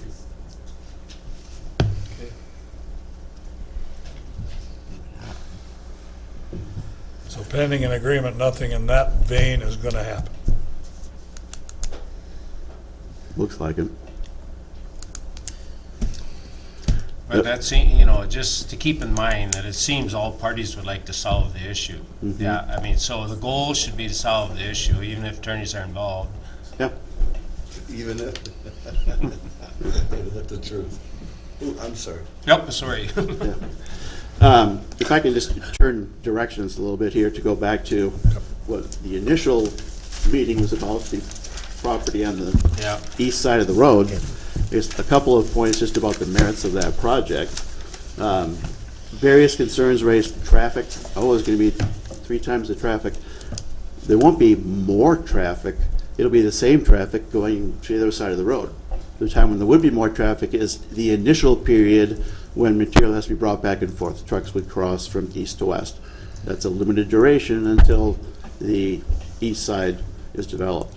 But after that, it's not more traffic, it's just trucks coming down the hill and turning left instead of turning right. Do you have any information on how much production was coming out of there when Road had it? No, we don't, honestly. I know it wasn't as much, just based upon everyone saying that when we came, all of a sudden the traffic increased. I guess we're better at selling rock or producing rock that people want to buy. But no, I don't have any information. And how big of an area do you propose to service, would you like to serve out of that area? I mean, or how many quarries do you have in that proximity, and like how big a trade area do you think would come out of that quarry? I'd hate to throw out an exact number because I can't say, but generally speaking, one rule of thumb is that if you haul the product more than 15 miles, the trucking is taking more cost than the product. So that's why we want to have quarries in lots of areas, because if we were supposed to be taking rock out of there and taking it to, La Crescent, well, that you're paying more for the transportation for the rock. So we'd like to have, quarries dispersed throughout an area. And as far as exactly how far that is, I guess just thinking in terms of where other quarries are in the county, trying to think of what the nearest one would be. Schultz. I mean, that's not ours. That's not even a licensed or operating quarry, as far as I know. That's not us. Kruko's not us. Pool Hill, is that closest one? Do you have one in Pool Hill? Pool Hill's not us. That's Matthew. Obviously, we have Underpass in the far southwest corner of the county. That's a big operation. Brownsville? Yeah, there is something in Brownsville. This may be very obvious, not solution, but I keep thinking about these trucks lumbering through there, and I suspect there's not room on that road to make a turn lane, huh? With all the drainage on both sides. That would be. I doubt it. That would help a lot. These trucks are moving along slowly to get them out of the main traffic lane. But one thing too that it brings to mind when you say that, the idea that we're going to have trucks parking on the road waiting to turn in, I don't think that's ever happened, and I don't think it ever will. Well, they're moving much slower than the traffic would be. Get them across the road and on the turn lane. Well, when they're going from side to side. Yeah, we've just had people telling us that they're going way too fast. So, but yeah, those ones going across the road, they're going to be going slow. Yeah. And maybe the idea of a flashing light up and downhill that's activated, kind of like in front of a church. It's turned on when there's activity. That might make perfect sense. Well, and Aaron said actually sign you move out there is the county engineer's preference. Yeah. Rather than just. And that's, you know, if the engineer would tell us what they want to do, we'll do it. Have either of you, in the staff report that you received, there's a suggested condition on a financial surety? Did you read through that? Yes. Would that change the way you would approach reclamation? If that condition were applied to the permit, would you still not roll your reclamation, or would that incentivize a different approach?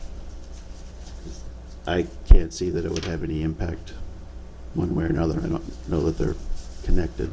Well, the surety scheme would require the bonding for Right. open acres and acres proposed to be open in 12 months. So if you reclaimed, then you wouldn't be bonding for that, but that wouldn't make... Well, I don't think that's significant enough to apply any real, incentive one way or another. What's the... why not roll the reclamation? Why not do ongoing Has to be done reclamation? within a year, right?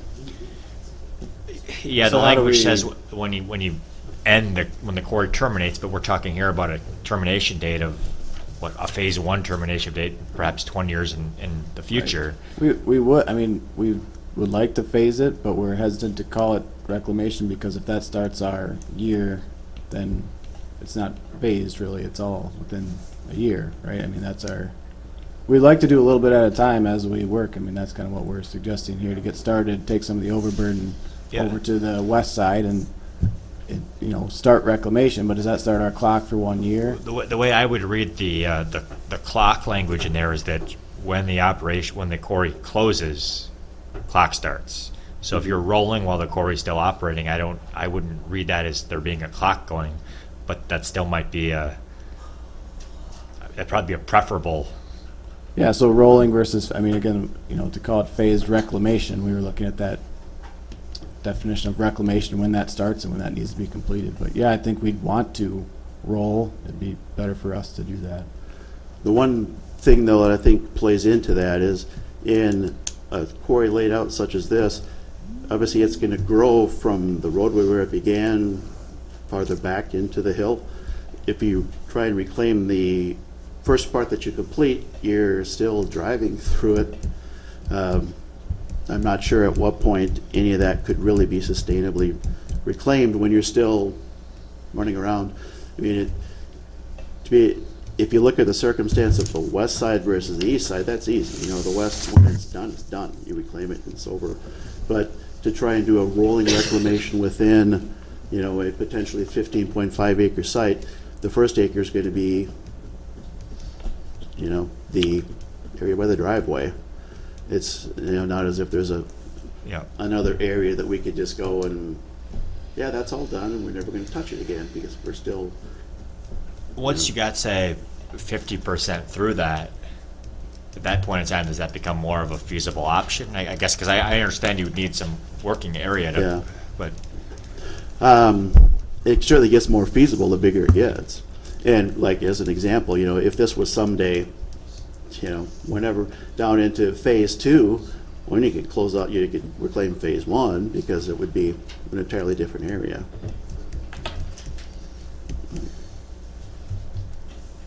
Mr. Fields? Well, thank you. A couple of points of rebuttal, I suppose.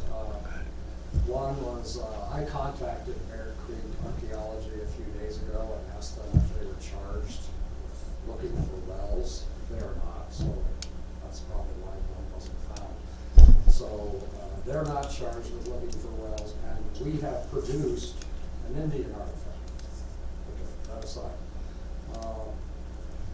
Everything that Mr. Fadness is saying about why they can't really do phased reclamation, that's precisely why you're not supposed to be mining the bluffs. Okay? It's very hard. But if you didn't mine the bluffs, you wouldn't have to worry about it. And another point is this phase 2 thing. I don't know what was the plan to get to that in 5 years or 20 years or something. But once they have the cup, they can mine all that if they want. Not without the variance from the adjoining property. They didn't get a variance. They'd have to get the variance in order to be able to activate that part of the mine. That's all I'm saying. Problem in Houston County getting a variance, we all know that. So, anyway, It's not a variance from Houston County, it's a variance from the landowner, and it's technically not a variance, just a consent. Variance from Houston County. Yeah. The CUP would give permission for both parts, It's a variance. but the second part would need the variance to go within that Yeah. 1,000-foot setback. Yeah. But you don't need to check on that. The landowners will check on that, not Houston County. No. No, that's a Houston County variance. yeah, well, Yeah. it should be no problem getting the variance. Well, that's- Once they get the Well, cut. the they didn't find landowner that can variance. sign off on it also without any That's variance correct. or anything. Right, the land, yeah, written I permission. don't of the think they can, landowner. no, I don't think so. Yeah, I think Written No. permission of the landowner. no, that might be. not legally they can't. It's a setback. It's a setback, not for the violation, but just to encroach upon that setback. Aaron? Well, my take on the variance is that the 50-foot setback from a property line can be signed off of by the property owner without going through the variance process. But the 1,000-foot setback from a house, there's no mechanism in there that allows for that to be just waived by the Okay. owner of the home. It would be a variance process. Well, that's encouraging. So, yeah, and I guess we just feel like we're really being caught up in an argument that has been brewing for years. It started with nothing to do with the merits of a quarry in Winnebago Township. It had to do with a quarry farther northeast and a product other than limestone, and we're still here these years later with that cloud hanging over our heads, even though that's not what this is about. And in terms of, this notion of, oh, we're really bad actors, I would suggest that if you look around, we might look pretty good in comparison. Are there violations? Yes. Is there any, industrial operation that's not is as heavily regulated as we are that's not going to have violations? No. That doesn't excuse anything, but to paint us with the brush of being we're the bad guys, I think is unfair. Well, of course, we understand that. Whenever we walk into Houston County, we are the bad guys. No. We're not going there. This is about the ordinance, about the criteria set forth therein and the merits of this proposal. And we feel that this is a pretty straightforward process. It's a quarry there, it's going to be a quarry here. It's going to operate under tighter constraints than any quarry ever has, because this will be the most recent conditional use permit. Obviously, we've got some very diligent watchdogs looking over our shoulder. Yeah. Put an end to that. Enough. Be a watchdog. Enough. Well, then let the county do it, I guess. Point being, I think if you really come back to the merits of this issue, where it really should focus on the criteria in your ordinance and the facts before you, it's pretty straightforward. Well, And any conditions you want to impose, we'll live with. That's the nature of a CUP. For me, your problem is that on the west side, that eroding that property away there. And your response is, we're gonna watch it, or we're gonna put a silt fence up. That's not realistic. What- You need to get somebody in there, an architect or whoever is the person that does this, and figure out what you need to do to prevent that from happening. Until you get that, you're not gonna have any credibility. And they say, I'm watching it, that's your problem. But if I could rephrase the response, I don't think we're saying we're watching it. We're certainly not ignoring it. We're taking progressive steps, trying to figure out what actually solves the problem. It may literally come down to going up there and stripping off dirt and putting down steel plates or something. Who knows? But you need somebody in there that has Yeah. the knowledge to do that. And I'd be very surprised if they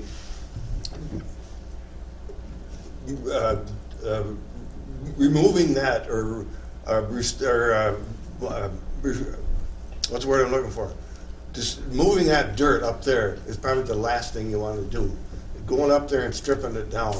And I mean, I'm way over my head in what I know about this, but you need somebody that is knowledge to do that. When we had the floods of, 07, we had how many roads that they were literally falling away, and they filled them in. They took a lot of dirt, but they filled them in, and they are maintaining.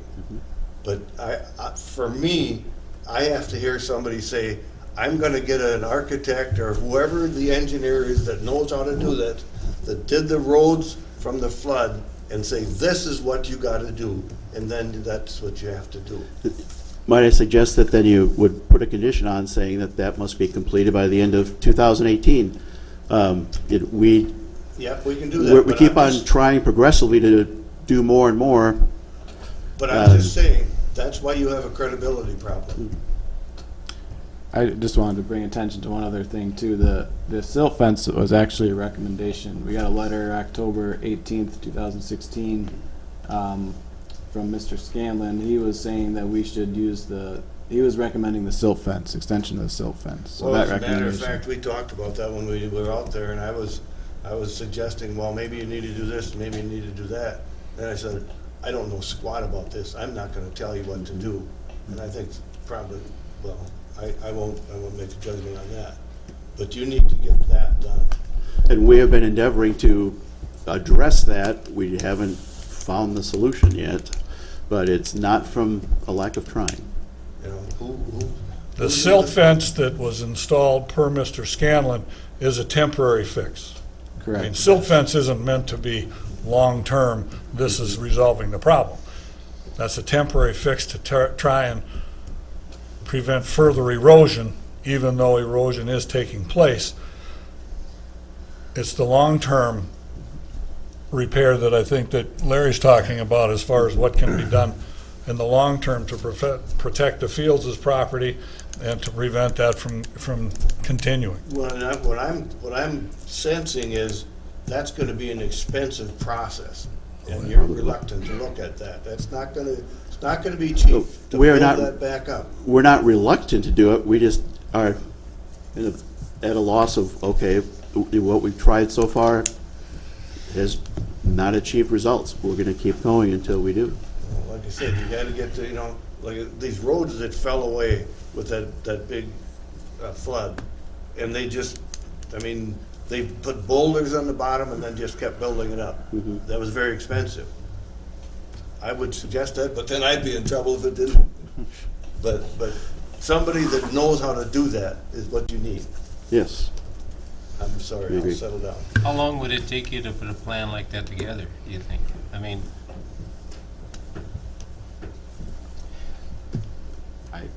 Yeah, we can certainly try to get in touch with folks right away. We have to get their input on Find somebody that knows kind of somebody that assessment. knows somebody. Yeah. I'd like to, frankly, that bothers me, that hill, and I'd like to see a plan for it before we move forward.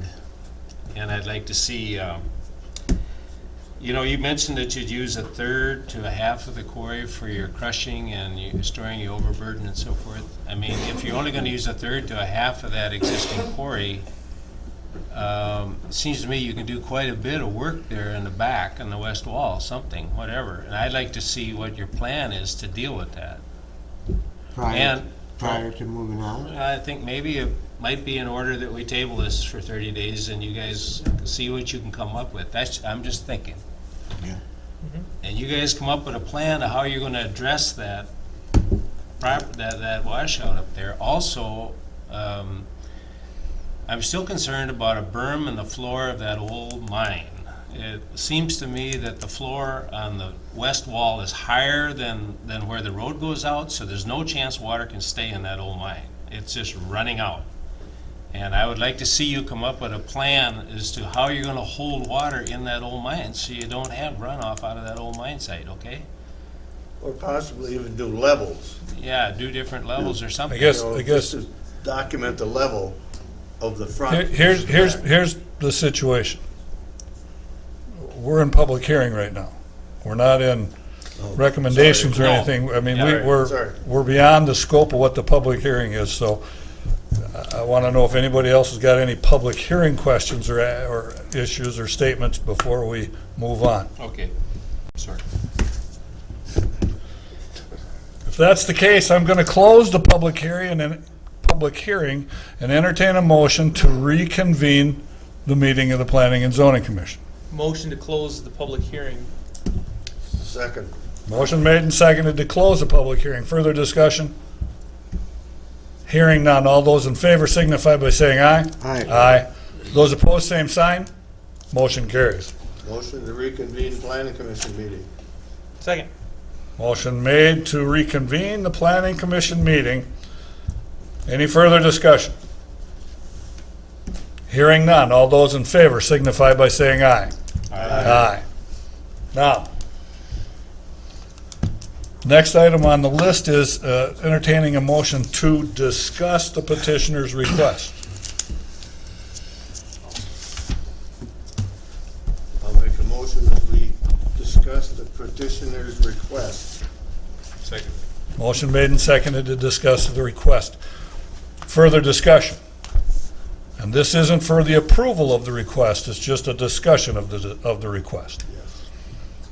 All those in favor signify by saying aye. Aye. Those opposed, same sign. Motion carries. Now, for the record, have all the Planning Commission members visited the site?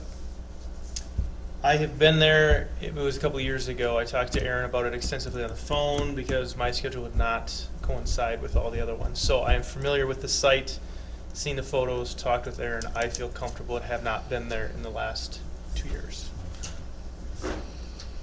I wasn't up in the quarry, but I saw just about everything down below. I've seen the site before. Okay. And everybody else was there for a visit. Okay. So, general discussion.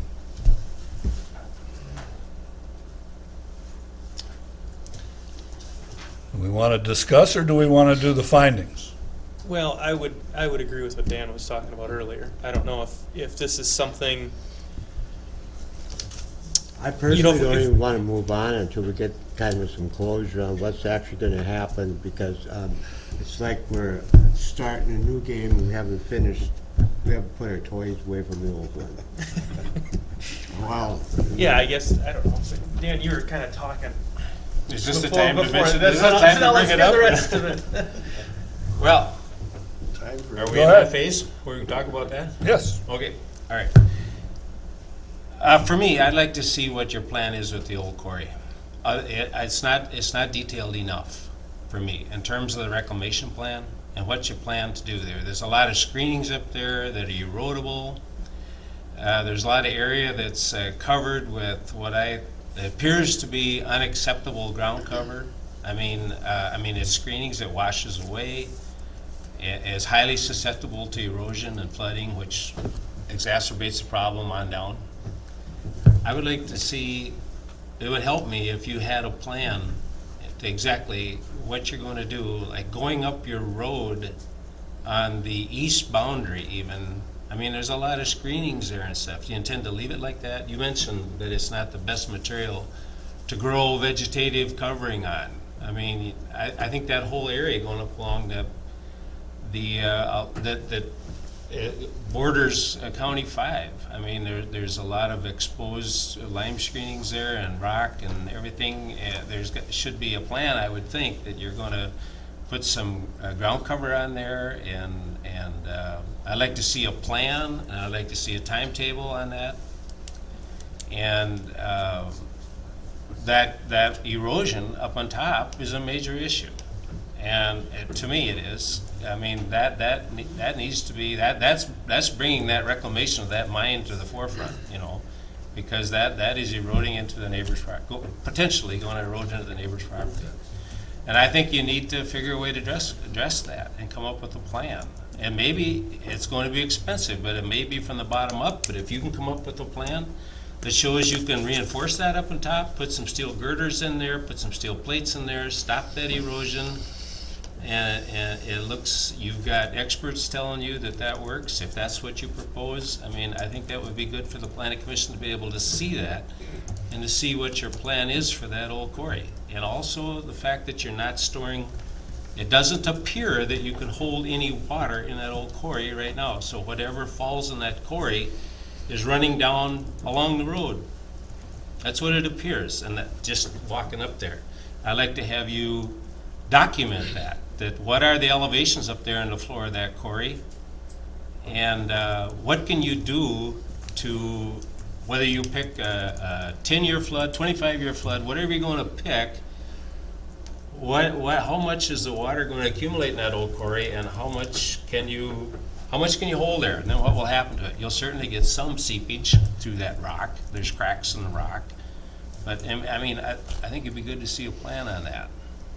That cliff face is a real safety hazard too, right? And then, it'd be nice to see you make progress to the neighbors. May not be able to, but whatever. If you could proceed on that in the next 30 days, I would move that we table this for 30 days. We extend the 60-day limit.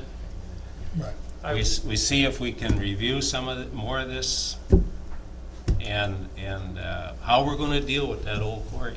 Is that a motion, Dan? And I move that we table this request for 30 days. We extend, Aaron, it's up to you. You can implement the 60-day extension, right? Unilaterally do 60 days, yeah.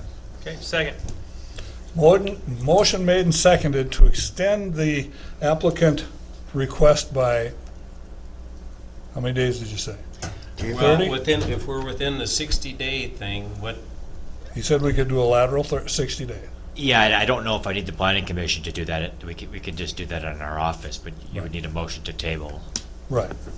Well, But is it a table 30 days? well, I was gonna say.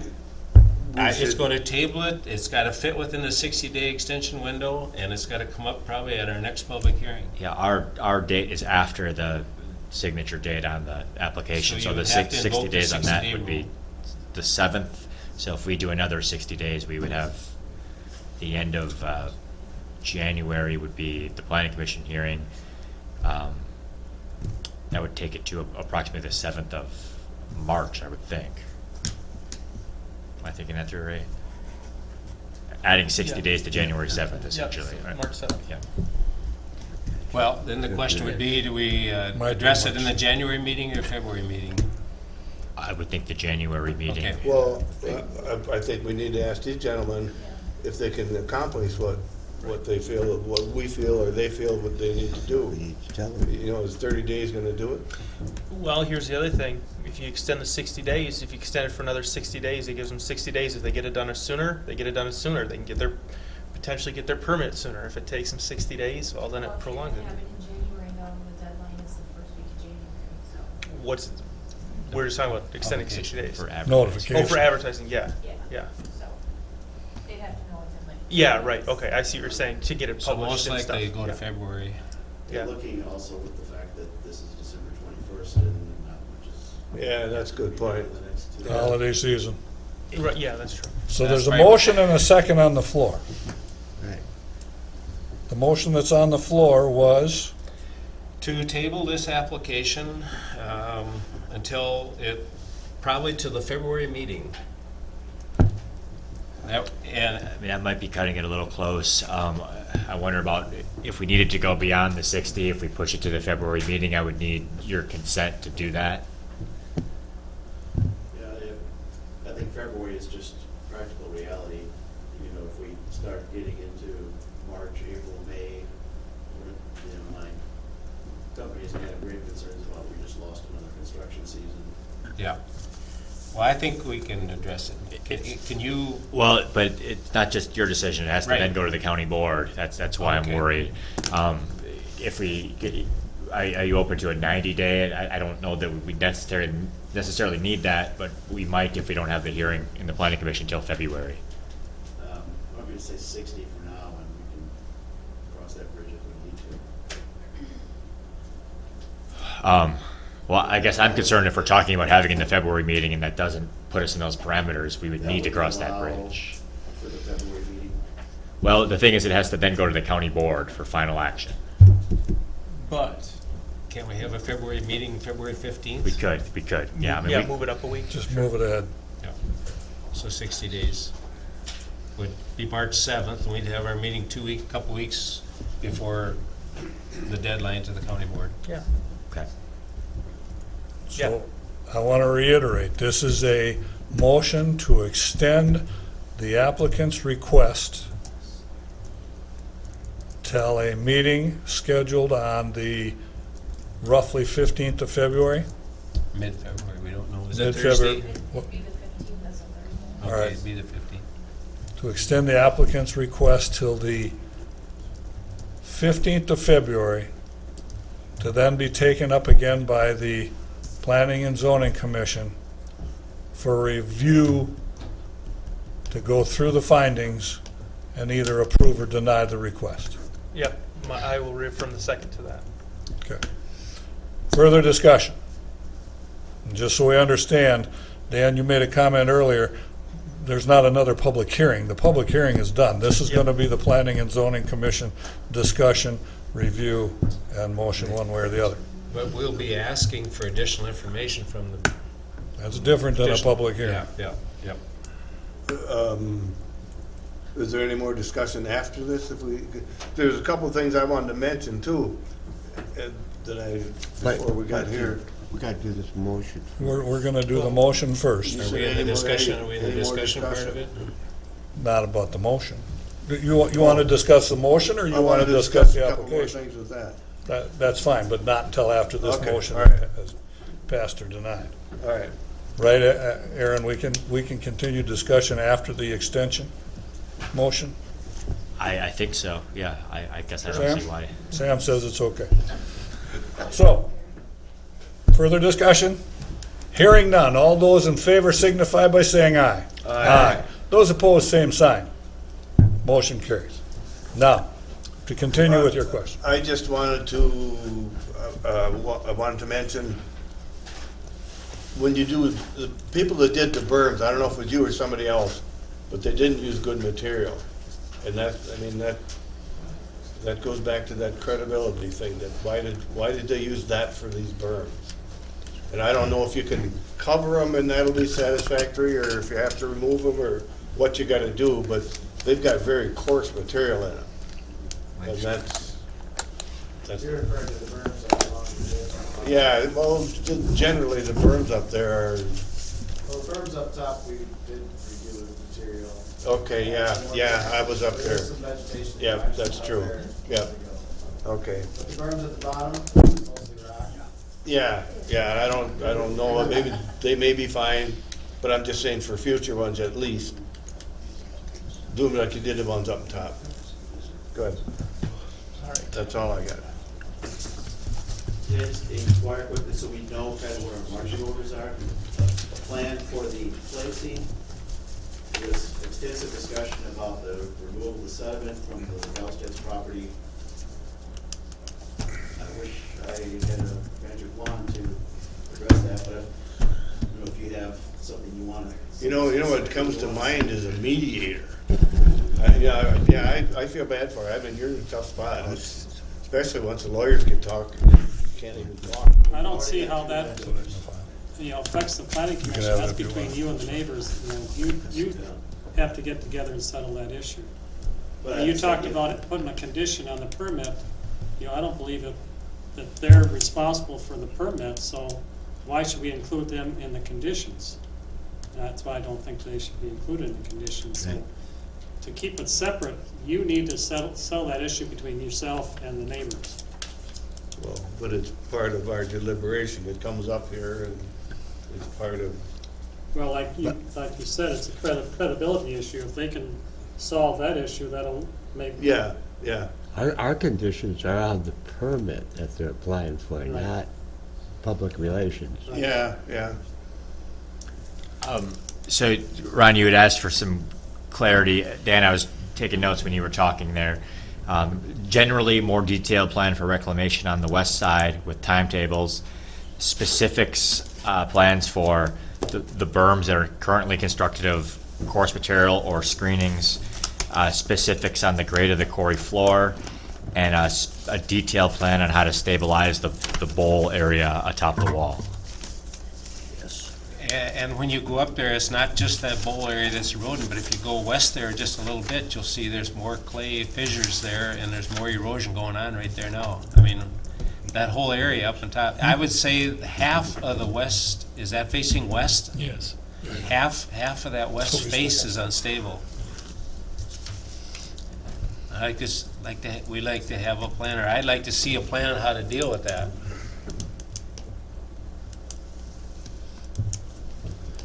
Something else that would be nice to have is the county engineer's driveway access approval. What his recommendation is as far as, one, it's a temporary drive as far as the scale. Will he allow the scale to even stay there? If the scale stays, do both driveways remain, or is it just one driveway and you got to back on and off the scale? I don't, you know, whatever the county engineer's recommendation is as far as the access is concerned.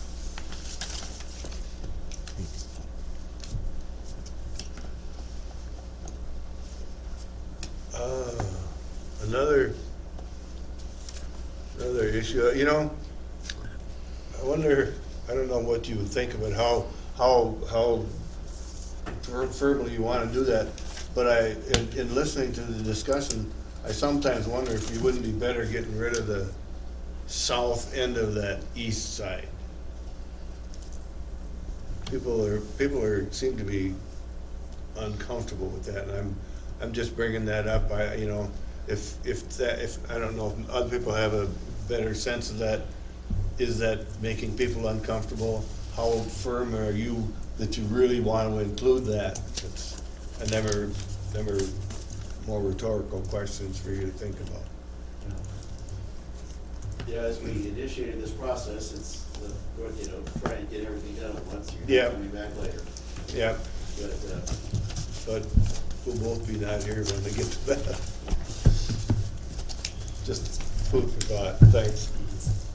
Anything else that we have an interest in for clarification for the next meeting on the 15th of February? Correct, that's what. But do you have anything else that you need clarification on?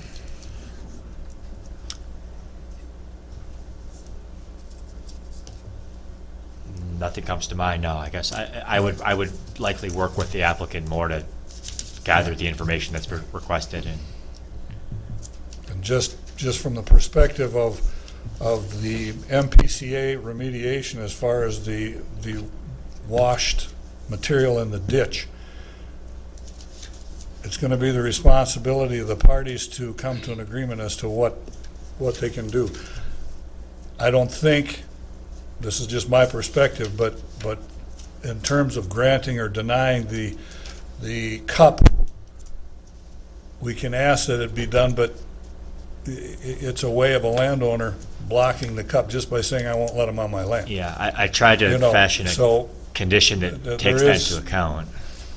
Right now we have it that they have to demonstrate a good faith effort to do so, and we would make that determination. And that's really for lack of a better way to word any condition. But it seemed like I was participating in the meetings with the landowners and the DNR and the PCA, and it was my takeaway that the PCA only enforces when they go to court, so they're not going to do any of this intermediary try to facilitate an agreement. So it would have to be something to negotiate with the landowners. And the other aspect that I was going to comment on, there's been a lot of issue as far as the trucking and whatnot. I have a concern with regard to the 150 trucks at crossings a day, be it 75 crossings, 150 going both ways, and the protection of the public because of the fact that Camp Winnebago is now in a different operating mode. There could be more traffic, and you're dealing with trucks crossing at a slow speed and people coming up and down the valley. So I have some concerns with that. As far as the issue about watering, you can water between the two drives going back and forth. I don't see where they're going to be responsible to water the whole road up to County 5. It's a gravel road. There's going to be dust. There's no way of getting around that.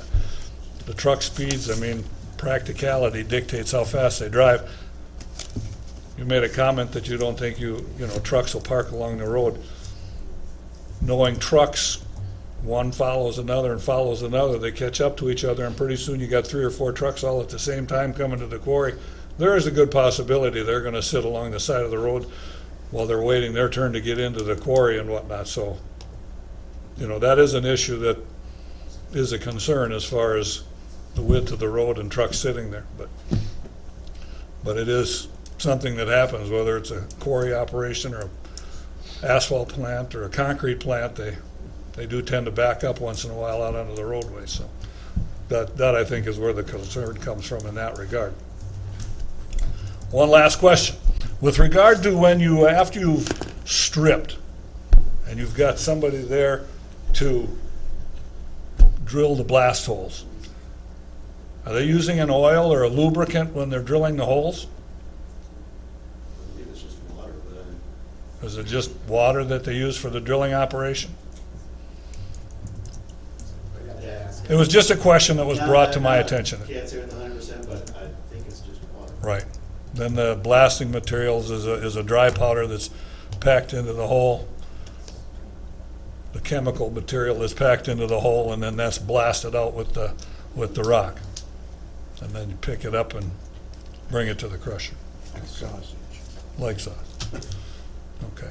That was just, if you could tell me what the drilling guys use when they're drilling. What's that, environmental, you think? It's an environmental issue. Sure. Anything else? We're not taking comment, Bruce. What? You went so fast, I'll give you the minute. Peter's being routed by Paul. They're asking for an expansion to the east side of the road so they can get overburden over on the west side where they needed it all along east. So if we do solve the problem of overburden to the east side and take the west side, what's going to happen to the east side when there's not enough overburden over there? Reclamation plan. That was a rhetorical question. I thought they said they thought they had All right. enough for both sides. So, have we got the answers to the questions to the applicants that we need? I think so. If you have, I'm taking notes here, so if you want to follow up on anything, certainly do so. Then the next item of business, we're moving on, a review of the permits that were in our packet. I couldn't find that. That's informational, we don't have to take action. Everybody reviewed the permits? Didn't seem I don't think we feel like talking about it. Any old business that we need to bring up? I'll quickly mention that we started the process of a Shoreland ordinance revision, and we dropped it off because of the need to get the buffer ordinance approved by November 1st. We'll bring that back up in coming months. Okay. Any other communications?